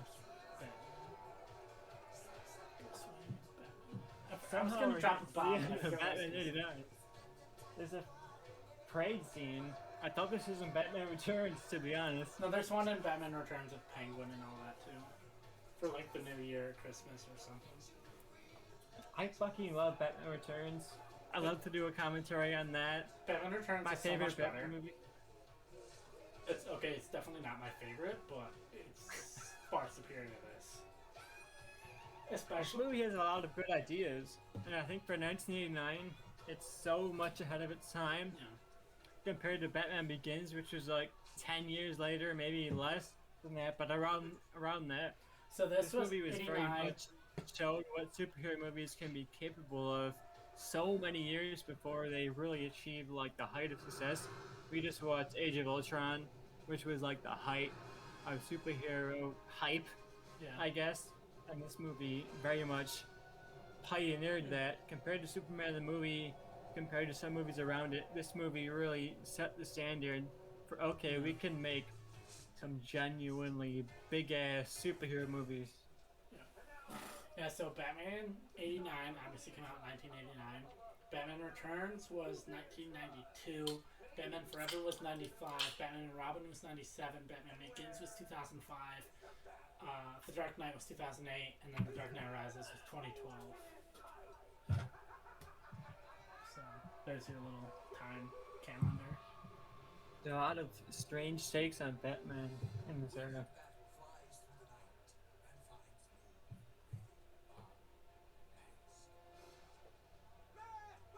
I really like this, like, I don't know what you call it, like a bat jet flying into Gotham. Yeah. I'm gonna go relieve myself. Enjoy yourself. I'll hold down the chat right here. We're seeing this scene right here where Jack Nicholson's Batman launches money into the crowd. And I think it's interesting because consumerism is an idea that wasn't necessarily iconic now, but in the 80s, in the 90s, when it was all very much like life is good, but it can be better. That kind of take where like you can get the most out of everything right now. And I think Jack Nicholson's Joker launching money into this crowd of Gotham civilians really shows the desperation of this era compared to like the I don't know, the ideology of this era. They look up to people like Bruce Wayne and think like, "Oh, I'm like one step away from being that person." And we see in this character, we see the reporters who are reporting on this element of the Joker. We see Batman looming over this event.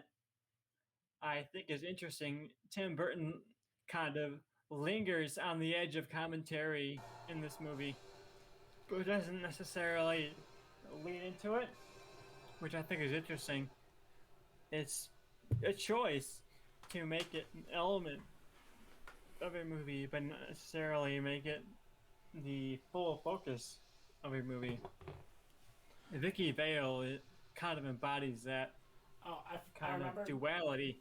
Yeah. She's the reporter coming in to report on the Joker and his consumerism, and the Joker on his kind of like vigilanteism, and Batman also on his vigilanteism.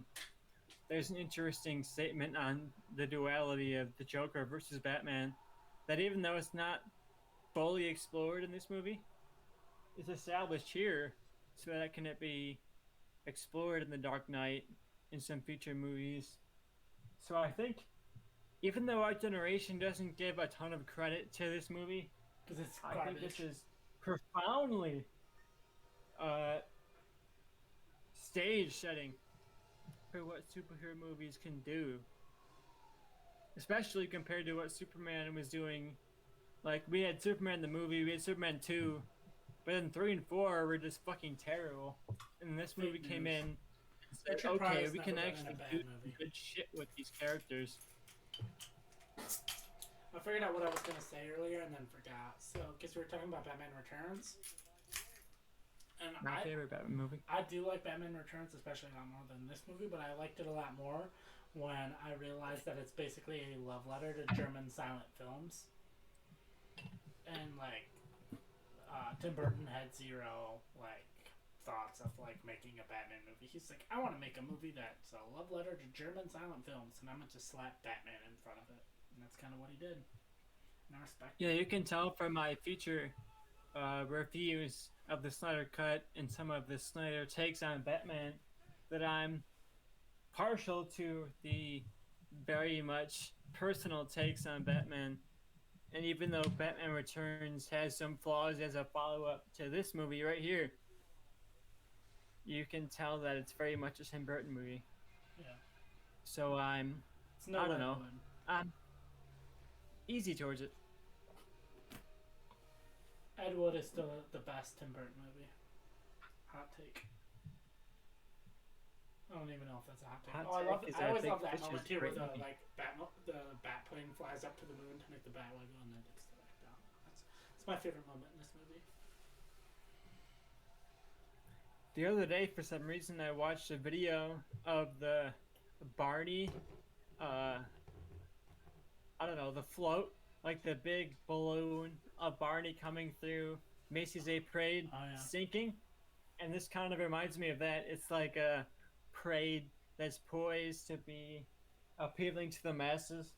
The Joker comes in here and just kind of tears it apart with a Monarch Theater and having Batman to come in and assert power over this.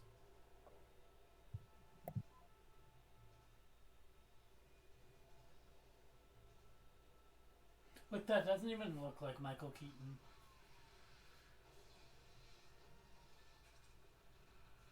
Okay, none of those people lived. I don't know if you noticed that. They took bullets to the chest from a fucking plane.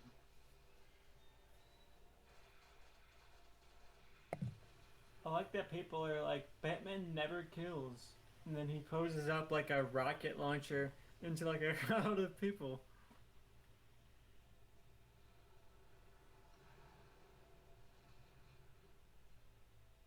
Yeah. Dumb thoughts by dumb people who think, oh, if a movie has Batman killing people, it's a bad movie. I like this usually too because Batman's posing down on Gotham and he's like, come on, I want you to do it. And it's very much hand in hand with the Dark Knight where he says, I want you to do it, I want you to do it, I want you to do it, I want you to hit me. Hit me. Hit me, hit Come me. on. Hit me. It's one of the most iconic scenes of the Dark Knight. Yeah. The Dark Knight's fucking awesome. Yeah. And I think the Dark Knight's almost like this will be perfected.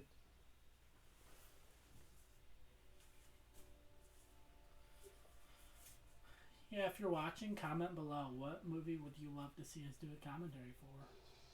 Please give us a commentary. And why shouldn't we do a commentary for The English Patient? I've never seen it. I just know it's like historically boring, and I think that would be amazing to do a commentary for. There's an upcoming version of A Very English Scandal. I'd love to do a commentary on that. Wait, what? Honestly, I don't give a fuck about what we comment on. I'll watch literally anything. Are we doing like, the Oscars? If you just want to get our thoughts. I think the hard part for the Oscars is like live broadcast to match up. But also, I don't know how many of the Oscar movies I'll have seen when the Oscars actually start. But that could be fun.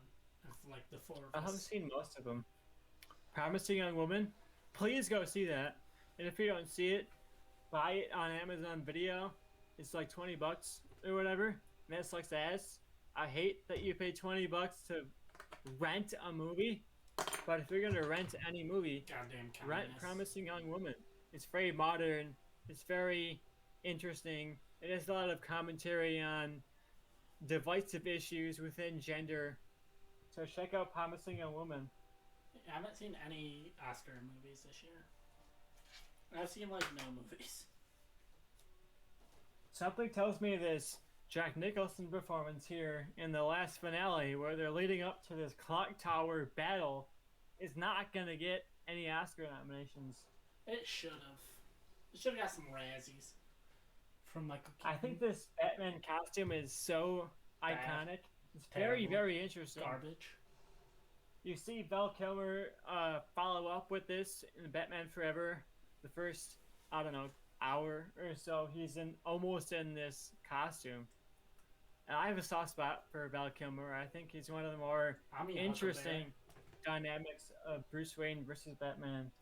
But this captures like the interesting dynamic of Batman very, very well.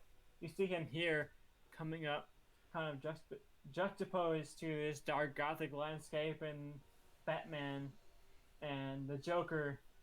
I don't know. I've, I've grown on this movie the more I watch it. Everything I see about this movie makes me realize, God, I'm glad I was not alive in 1989. In 1989, I think I would have loved this movie because it's very Tim Burton, but Yeah, it's not quite Tim Burton as Returns. I love the scene here of Batman climbing these steps slowly, slowly, slowly towards the finale of this movie. yeah.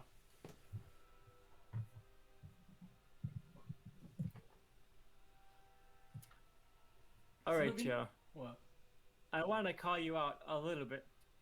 Why? What's your favorite Batman, Bruce Wayne? Like, what's the best take on the character that you've seen?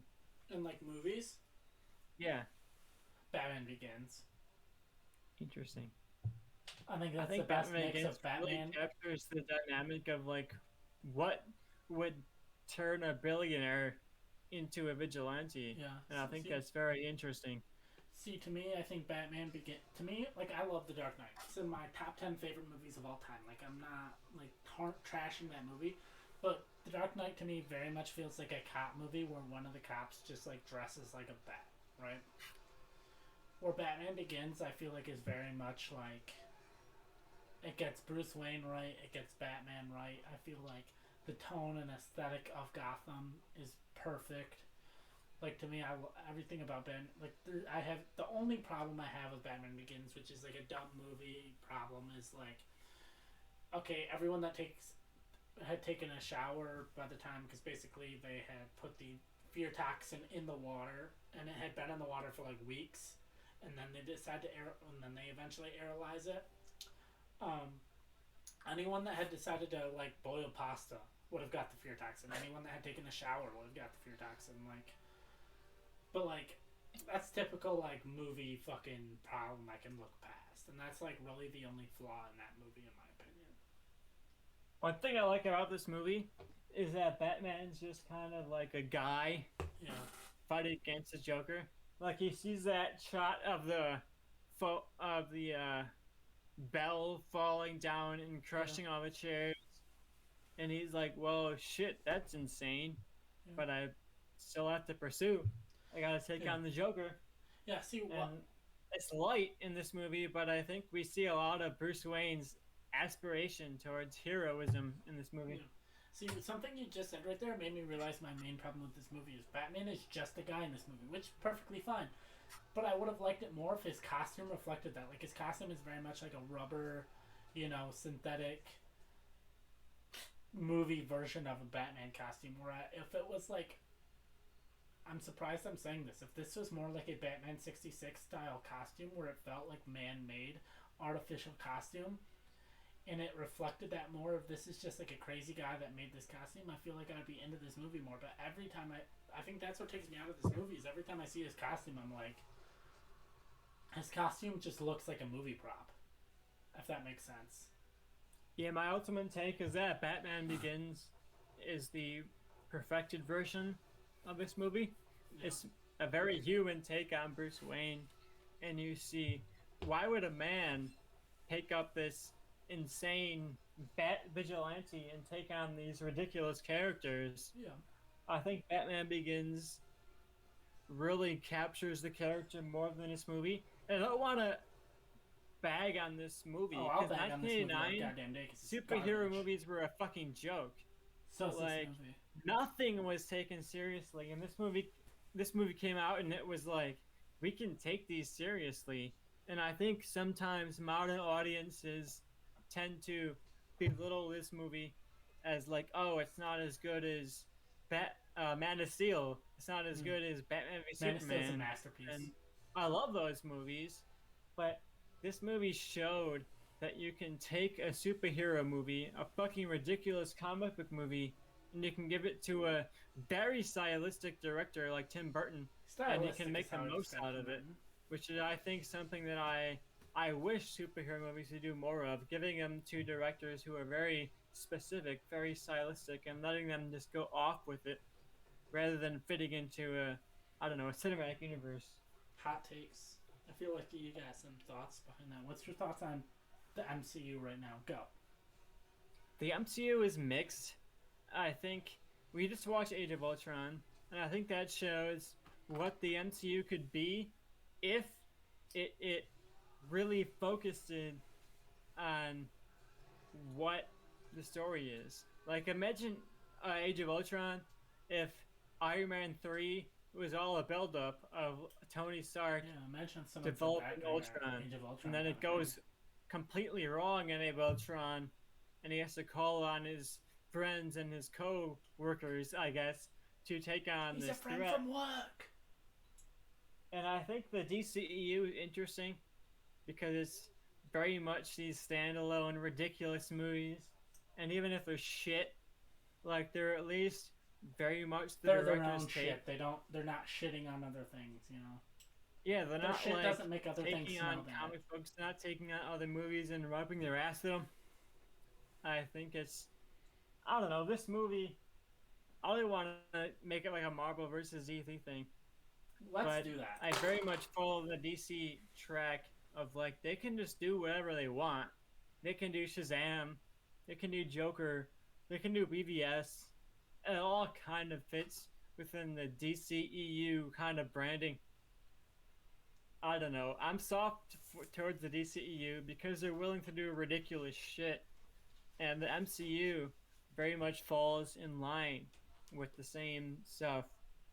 Yeah. Yeah. I do love this scene though. The Joker kind of taking control. He's at the top of this bell tower, Yeah. and he thinks he's won. Yeah, because He's you gotta have dancing with bats in Vicky the belfry. Valley. He's throwing his finger up to Boatman, to Batman, Boatman. saying, Oh, I want that character. Boatman. Boatman. Stay out of you the know? water because Boatman's coming. It's the implication. Yeah. You know? Yeah. You're out at sea. You don't know what they could do. Boatman. So you just say yes to Batman. To Boatman, I'm sorry. Boatman. Because of the implication.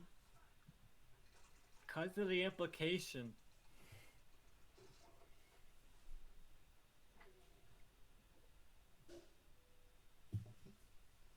You kill my parents.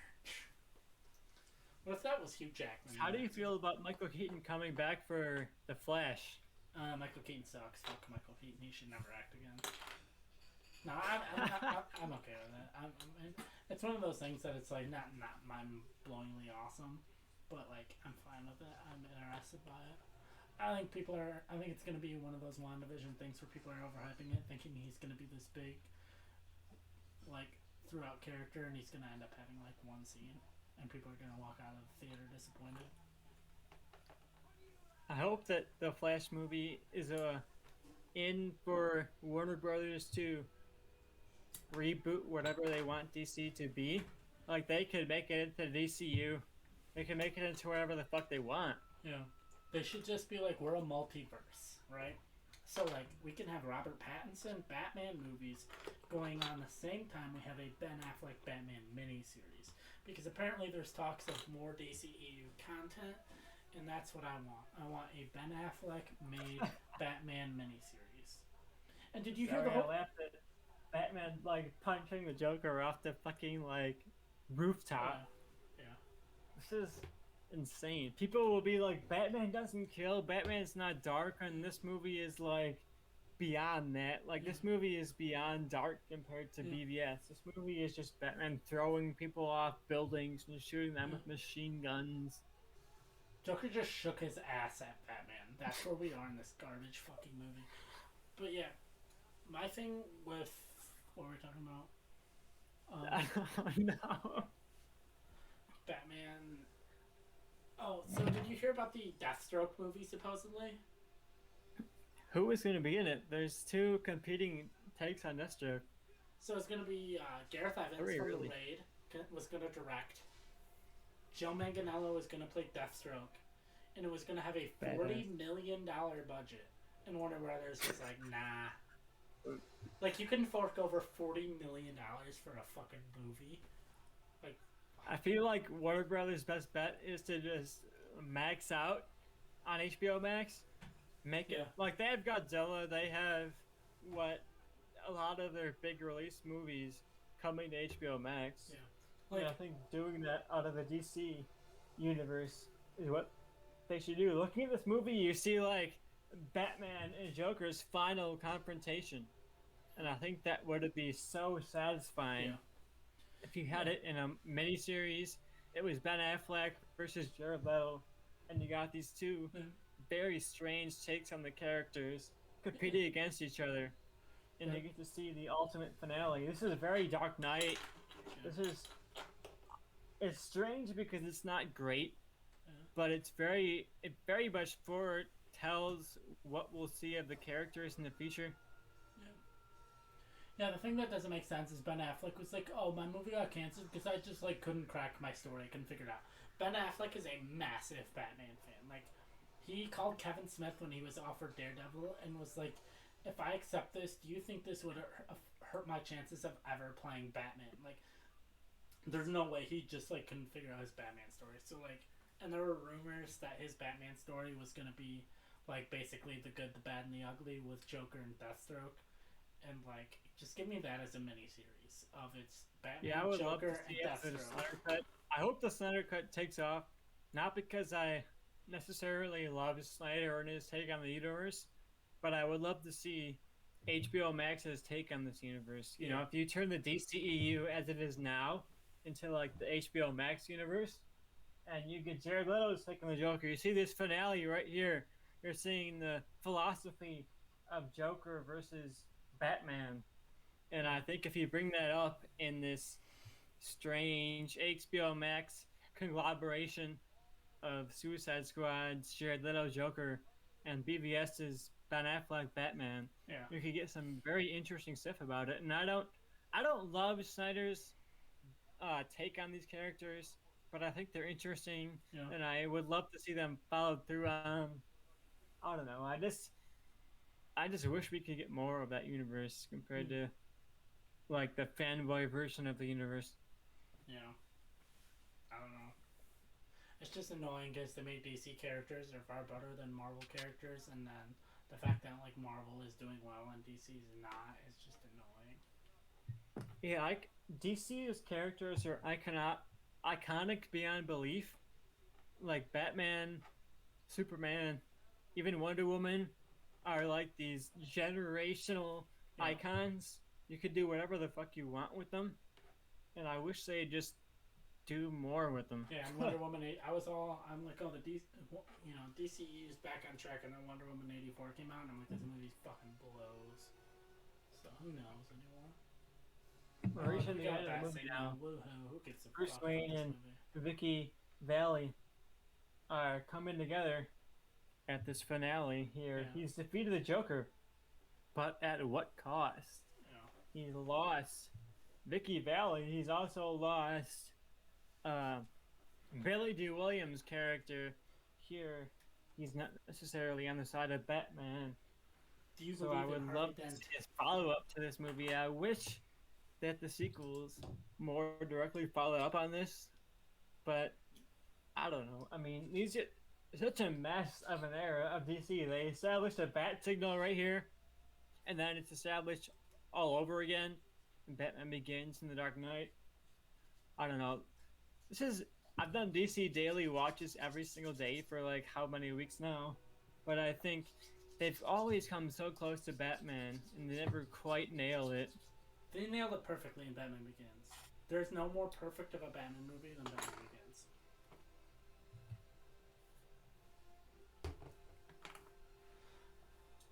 I just have minor complaints about I see Alfred and Vicky Valley taking on this ride here at the end. Very much a inadvertent reference to Batman Forever, where they just alternate cut where the love interest of Batman takes on a role with Alfred, and they get this conversation of like, will Bruce Wayne ever stand alone from Batman? Yeah. I think Batman Forever is the most missed opportunity of what Batman could be. But we're not watching Batman Forever. We're watching Batman Not anymore. We're watching the 1989. We're coming credits. towards the end of it. What are your final thoughts on Joe now that we're coming towards the end of the movie? This movie is just as bad as I remember. It's not very good. Anyone that thinks it's good is basing purely off nostalgia. Um, it's a fucking late 80s movie, which none of them were good. So that's my thoughts on this. I think it's a lot better than a lot of the, I don't know, the movies around this time. You know, you see Batman Forever, you see Batman '89, and you compare that to like Batman and Robin, and it's just such a level above those movies that I really am. I'm satisfied this movie came out when it did because it established that superhero movies can be as auteur and as interesting as this movie is. It doesn't necessarily follow through on all of it, but I think it shows what you can do with comic book movies. Yeah. So I think that's very interesting. I think you wouldn't have Batman Begins, you wouldn't have Man of Steel, you wouldn't even have like Iron Man if it wasn't for this movie making it sure that superhero movies could be taken seriously. So for all its flaws, I think this movie established the ground of what every single movie since then goes off of. Batman Begins exists because of this movie. Iron Man exists because of this movie. Batman versus Superman exists because of this movie. And it's very flawed. There's a lot of things I don't necessarily like about it. I don't like seeing Vicky Valley and her dopey dude co-worker Hey, that's Vicky like Vale figure out and the what's source of nuts. Batman. But I Alex think it fucking establishes a lot of what we take goddamn for granted ginger. in a lot of movies now today. So I like it. I don't necessarily think it Knox. stands the test of time, but I think if you watch it within the context of when it came out, it has a lot of very interesting stuff that was ahead of its time. And even if it's not great, and sets the foundation for what we'll see of superhero movies ahead of now. So I'm very much happy this movie came out. Even if it doesn't live up to expectations today, it's the trend center, the trend setter of what we'll get out of superhero movies now, whether it's the MCU or the DCU or some random offshot like Kingsman. None of that shit would have existed if this movie didn't come out. So For I give a sure. lot of respect to this movie, regardless of if I like it now or not. Yeah, like my whole thing is this movie blows. Like it sucks. Everything you said defending this movie was lies. Like no one cares about this movie. It's boring. It's dumb. It's made in 1989 and I could fucking feel it because everything about it sucked. And that's my final thoughts. I don't know if you have any extra final thoughts, but it doesn't matter because I'm muting. Well, okay, wait, don't mute me yet. Mute you. Alright. You're unmuted I now. have some final thoughts. I've been growing out this stash right here. It's not necessarily great, but I'm working on it. Okay? And that's in love to the Snyder Cut coming out in just a couple of days. I can't believe that this movie is coming out. Zack Snyder So sucks. if you guys want to get our takes on the Snyder Cut, follow this channel, Boo, whether Zack it's on Snyder. Twitch or YouTube. We'll be doing a review of Snyder Cut.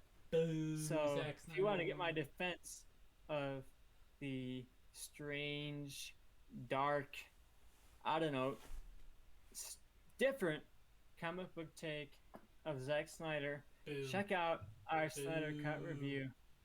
We'll also be doing weekly reviews of Falcon and the Winter Soldier. Fuck Falcon. We set it Fuck up in Winter our Soldier. They Age of blow Ultron through. review, but I want to plug Joe because I think Joe will be showing up on at least a couple of these Yeah, to talk weekly shit about how garbage Winter that Soldier show reviews. is. So give us your thoughts, Joe, very quickly on what you want from Falcon and the Winter Soldier, what you want from the future of the DCEU, and just set us for the direction of the future of not just comic book movies, but movie Changeup podcast live on Twitch, maybe live on YouTube. If we can figure out how Streamlabs even works, let us go, Alright, Joe. here's- How are we looking for the Here's my rest of thoughts. 2020? This is what I want for Falcon and Winter Soldier. I want fucking Captain America Steve Rogers to show back up and to tell Falcon and Winter Soldier that they suck and they are not worthy of carrying the shield. And I want him to behead them, murder them, eviscerate them, bury their corpses in the Grand Canyon, and reclaim the title of Captain America after Falcon wrongfully claims the title. Or Winter Soldier, don't really care. That's how I want that whole series to end. As far as the DCEU, this is my thoughts. Wonder Woman is the best section of that franchise going. First movie, good. Second movie, garbage. That's how bad the DCEU is. If you've watched the Harley Quinn show on HBO, this is what I want to happen. I want Dr. Psycho to show up, played by Peter Dinklage. I want him, just like he did in the Harley Quinn show, to show up, call Wonder Woman a cunt, and then take her sword, behead her, claim the title of Wonder Man, and then use his powers along with Wonder Woman's sword and her wrist protectors to become the new hero of Earth, because that is exactly how that should go. And then also he's gonna adopt this, that was like a Wonder Woman thing, but then this became Wakanda Forever. He's gonna do this Wonder Man Forever. And then he's gonna go around Africa, which is, a good continent full of a lot of people. For the DCEU, he's gonna be like Wonder Man Forever, and that's gonna be a symbol of peace and hope and respect throughout the DCEU of this symbol, Wonder Man Forever. And so yeah, that's how I want the DCEU to go. I think it'd be a great thing. It'd be amazing to show little kids all over the world that, hey, if you believe in Wonder Man, you can, believe in yourself. And that's what I want. Tristan, what are your thoughts on my vision for the future of both franchises? I want to get your commitment right now. Are you committing to our Snyder Cut review? Will you commit it to my Wonder Woman rewatch? Will you commit it to my, I don't know, Falcon versus Winter Soldier weekly reviews? I just want to get the Joe Fricke commitment I'll to commit to what all of will that. you weekly We should do with a your Steel review, with your or- thoughts. What do you want to give your thoughts to the future of these comic book movies franchise? Sir, you can say, oh, I want it to be like this, I want it to be like that, but I want to get your commitment on the air. What are you committing to covering right now? I'm committing to Falcon? covering all of them. But also, You're covering all of them. yeah, they should have the guy that directed Steel directed every comic book movie of all time in the future. Interesting. So I take that as a commitment. Joe Fricke will be on every single episode we do. Yeah. Reviewing Yeah. Falcon and the Winter Soldier. Yeah. Reviewing the Snyder Cut. Yep. Reviewing whatever bullshit we get from the MCU or the DCU well. In the future. Joe Fricke will be there. How do you feel about committing yourself to the review future of all of these comic movies, Joe? Tell me what you think. I feel committed. I feel committed We're going to review the Bad Batch as well. I've been so into the Snyderverse since Man of Steel. I'm so into this. If the Snyderverse fails, I think it's already my failed. entire personal vendetta has failed. I don't know where to go from that. We're only a couple days away now from the Snyder Cut, and I hope it lives up. What if it's but even garbage? if it doesn't, it's a completion, and I'm excited for that. So I'm looking forward to watching the Snyder Cut. I'm glad we watched Batman today, and we watched Age of Ultron earlier. That gives a very interesting idea for what the MCU is aiming for. I'm just looking forward to the future of comic book movies. I think now more than ever, they've got an idea for what these movies can be, whether it's Wonder WandaVision or the Snyder Cut. I'm just very interested to see what the future of both of these franchises are. Yeah. So I want to get your plugs, Joe. Where are you So going this next? is my final thoughts. What do you want to set up for us? We're what? March 13th, about less than a week from the Snyder Cut. But what do you want to plug for us? So this is my final thoughts, right? So Zack Snyder, he's out there. He's against Warner Brothers, and he's like rebelling against them. But the thing he's rebelling with is like a boring, lame thing no one cares about. So you could almost argue that he's Ouch. a rebel without a cause, right? He's a rebel without a cause. But then you know what? All the Snyder fans, they went on Twitter. They went on Twitter and they were like, "Hey, we need the Snyder Cut. We want the Snyder Cut." You could almost call what that they did was a version of, like people did this to the Capitol, but Snyder fans, they raided Twitter. So they went on and it was the raid of Twitter. And then Snyder came back and he's like, you know what? I'm going to make this Snyder Cut. I'm going to release the Snyder Cut. And when he did that, he came out like a raging bull. Raging bull, right? But you know what? This movie, I don't think it's going to be good. I think it's going to be bad. I think it's going to be... It's going to be awesome. It's going to be Pulp Fiction. That movie is going to be Great Pulp movie. Fiction. But the thing is, there's going to be a lot of foreign actors in this movie. And you know what? There might be so many foreign actors. You might see the Prince of Egypt in that movie. You might see the Prince of Egypt. And hey, not only will you see the Prince of Egypt, I'm sure someone on that movie got married, and you might even see the Princess Bride. But turn it upside down. Yeah, we know it spins. Woo, Princess Bride. Wow, it reads Princess Bride upside down. Princess Bride. Yeah, we know. Everybody knows. I've never watched it, but I know it reads upside down.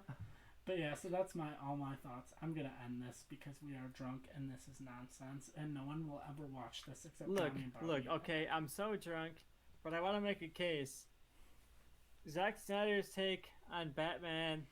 We're gonna see the finale, and whether it works or not, all hinges on this movie. Like, if it works, you make Man of Steel, BVS, Justice League the ultimate trilogy. But if it doesn't work, you fucked up and you're a piece of shit. And you should never joke any superhero movies ever again. Because Zack Snyder, you're a piece of shit. And fuck you. I'm glad your daughter and died.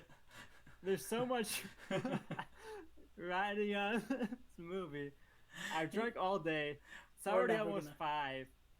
So there's been like 5 hours of drinking. Yeah, it's been 5 But and a my half hours God. of drinking for me, man. We're a week out from Snyder Cut. The Snyder Cut is coming. He doesn't deserve Please to have God, his name give me pronounced this. right. My God, please. Please God, please God, please God, please God. Hey, Zack Deliver on Snyder, this. come on our podcast and defend your garbage fucking movies, man. You're trash. Everything about you sucks. Come on, movie change up. Only a couple of days away. I'm gonna outpitch Bobby. He bailed out like a bitch Bobby's early a on big this stream. Bitch. Yeah, fuck Bobby. He won't outpitch me on Superman Returns.